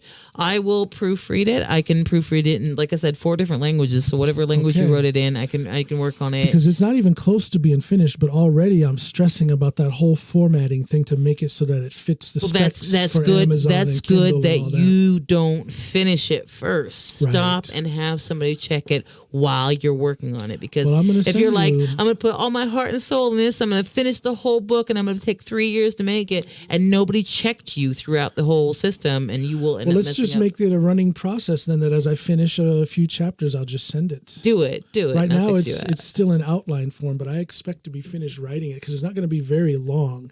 Basically, the book is going to fit with the album release. Right. So I'm thinking maybe 3 months of writing, and the book's going to be done. Mama can help you with that. So Tiffany Trautman. Where can people find you? Where can people find us? You know what, John? I am so proud of you. I'm so proud of your journey here in Norway. I'm so proud. Much love. Much love. All the love. You are an inspiration throughout. I mean, mean, your son's death, I'm sorry to bring that up again. No, it's okay. It's okay. But throughout that, you're still doing your art and you're still doing the thing you love, and then you're putting that. I'm putting it out there. You're putting it out there, and you're putting all your pain out there for all of us to see. That takes a lot of bravery. That takes a lot of skill. That takes a lot of... It's a little scary sometimes. It's so the terrifying. bravery is there because it is scary. It's scary. It's fucking terrifying. And I am so proud of you, John. And I'm so proud that I met you. Likewise. I'm so stoked. I think that you and I have a future together doing great things. Oh, absolutely. Doing great things. Absolutely. And thank you for letting me drive this fucking train today. I don't think we went off the cliff. I think it was fun. Well, I tell you, I think you did a great job, and thank you for that. I wanted people to know a little more about me, so I just wanted to flip it and let somebody let somebody talk to me, and I couldn't think of anyone better to do it than you. It's time people got to know John, because you are a powerhouse, amazing at everything you touch. Oh. You want to be the best at it, and you try. But here's the thing: is that you're not a dick about it. You are so sweet. You got everybody listen to his voice. Listen to his voice. It sounds like butter, right? Butter. It's like butter. It's like butter. You got the sweet talking voice. You are a sweet, gentle giant. Well, all these qualities that you mentioned, if they are there, then that's my mother's fault. She's I the love one that you, raised Mama. me. Her and my grandmother, God rest her soul. You know, I'm just trying to do what I was taught. Yes, that's good. So all the honor goes to my aunt and my grandmother. So I just think you're amazing, and I'm incredible. So I'm going to say goodbye to both you and your paintings on the walls and all that stuff. John, I am so stoked to see your next show. Thank you. I'm so stoked to see your next comedy show. I'm stoked to see your next whatever music you got coming out. What do you got coming out next, you said? In about a month. In a month. I don't have a date, but it's about a month, and I will announce it. Are we waiting on a single, or are we waiting on the whole? A single will come in 1 month. The rest of the album will come before the end of 2020. Right. And do you have any set dates for your next comedy show? Do you have any at the place and very time? latest, it will be not this coming Wednesday, but next Wednesday. You got to give a date, John. These things are podcasts. People can... This would be the 26th, March 26th at 8 p.m. at Union Scene here in Drummond. If something comes up before that, I plan on something coming up before that. I just don't know where and when. Then I will announce it. For the most part, my hub is on my Facebook page at John Allen Loyal Oak on Facebook. So if you guys check me out there, you'll get all the information about what's going on in my tiny little life. And I thank you all for joining us, and I thank you all for allowing me to drive this bus off the train, like I said. But John, I'm going to give it back to you to do the closing. Thank you. Closing arguments, sir. This has been the Comin Home podcast with John Allen, my guest, and today the boss was the great Miss Tiffany Trautman. Loved being on this show with you. Thanks John. for listening, everybody. You. Bye now. Bye. Yes, I am. Yes, I'm coming home. I'm coming home. Yes, I am, my Lord. Oh, my Lord. Lord, I'm coming home.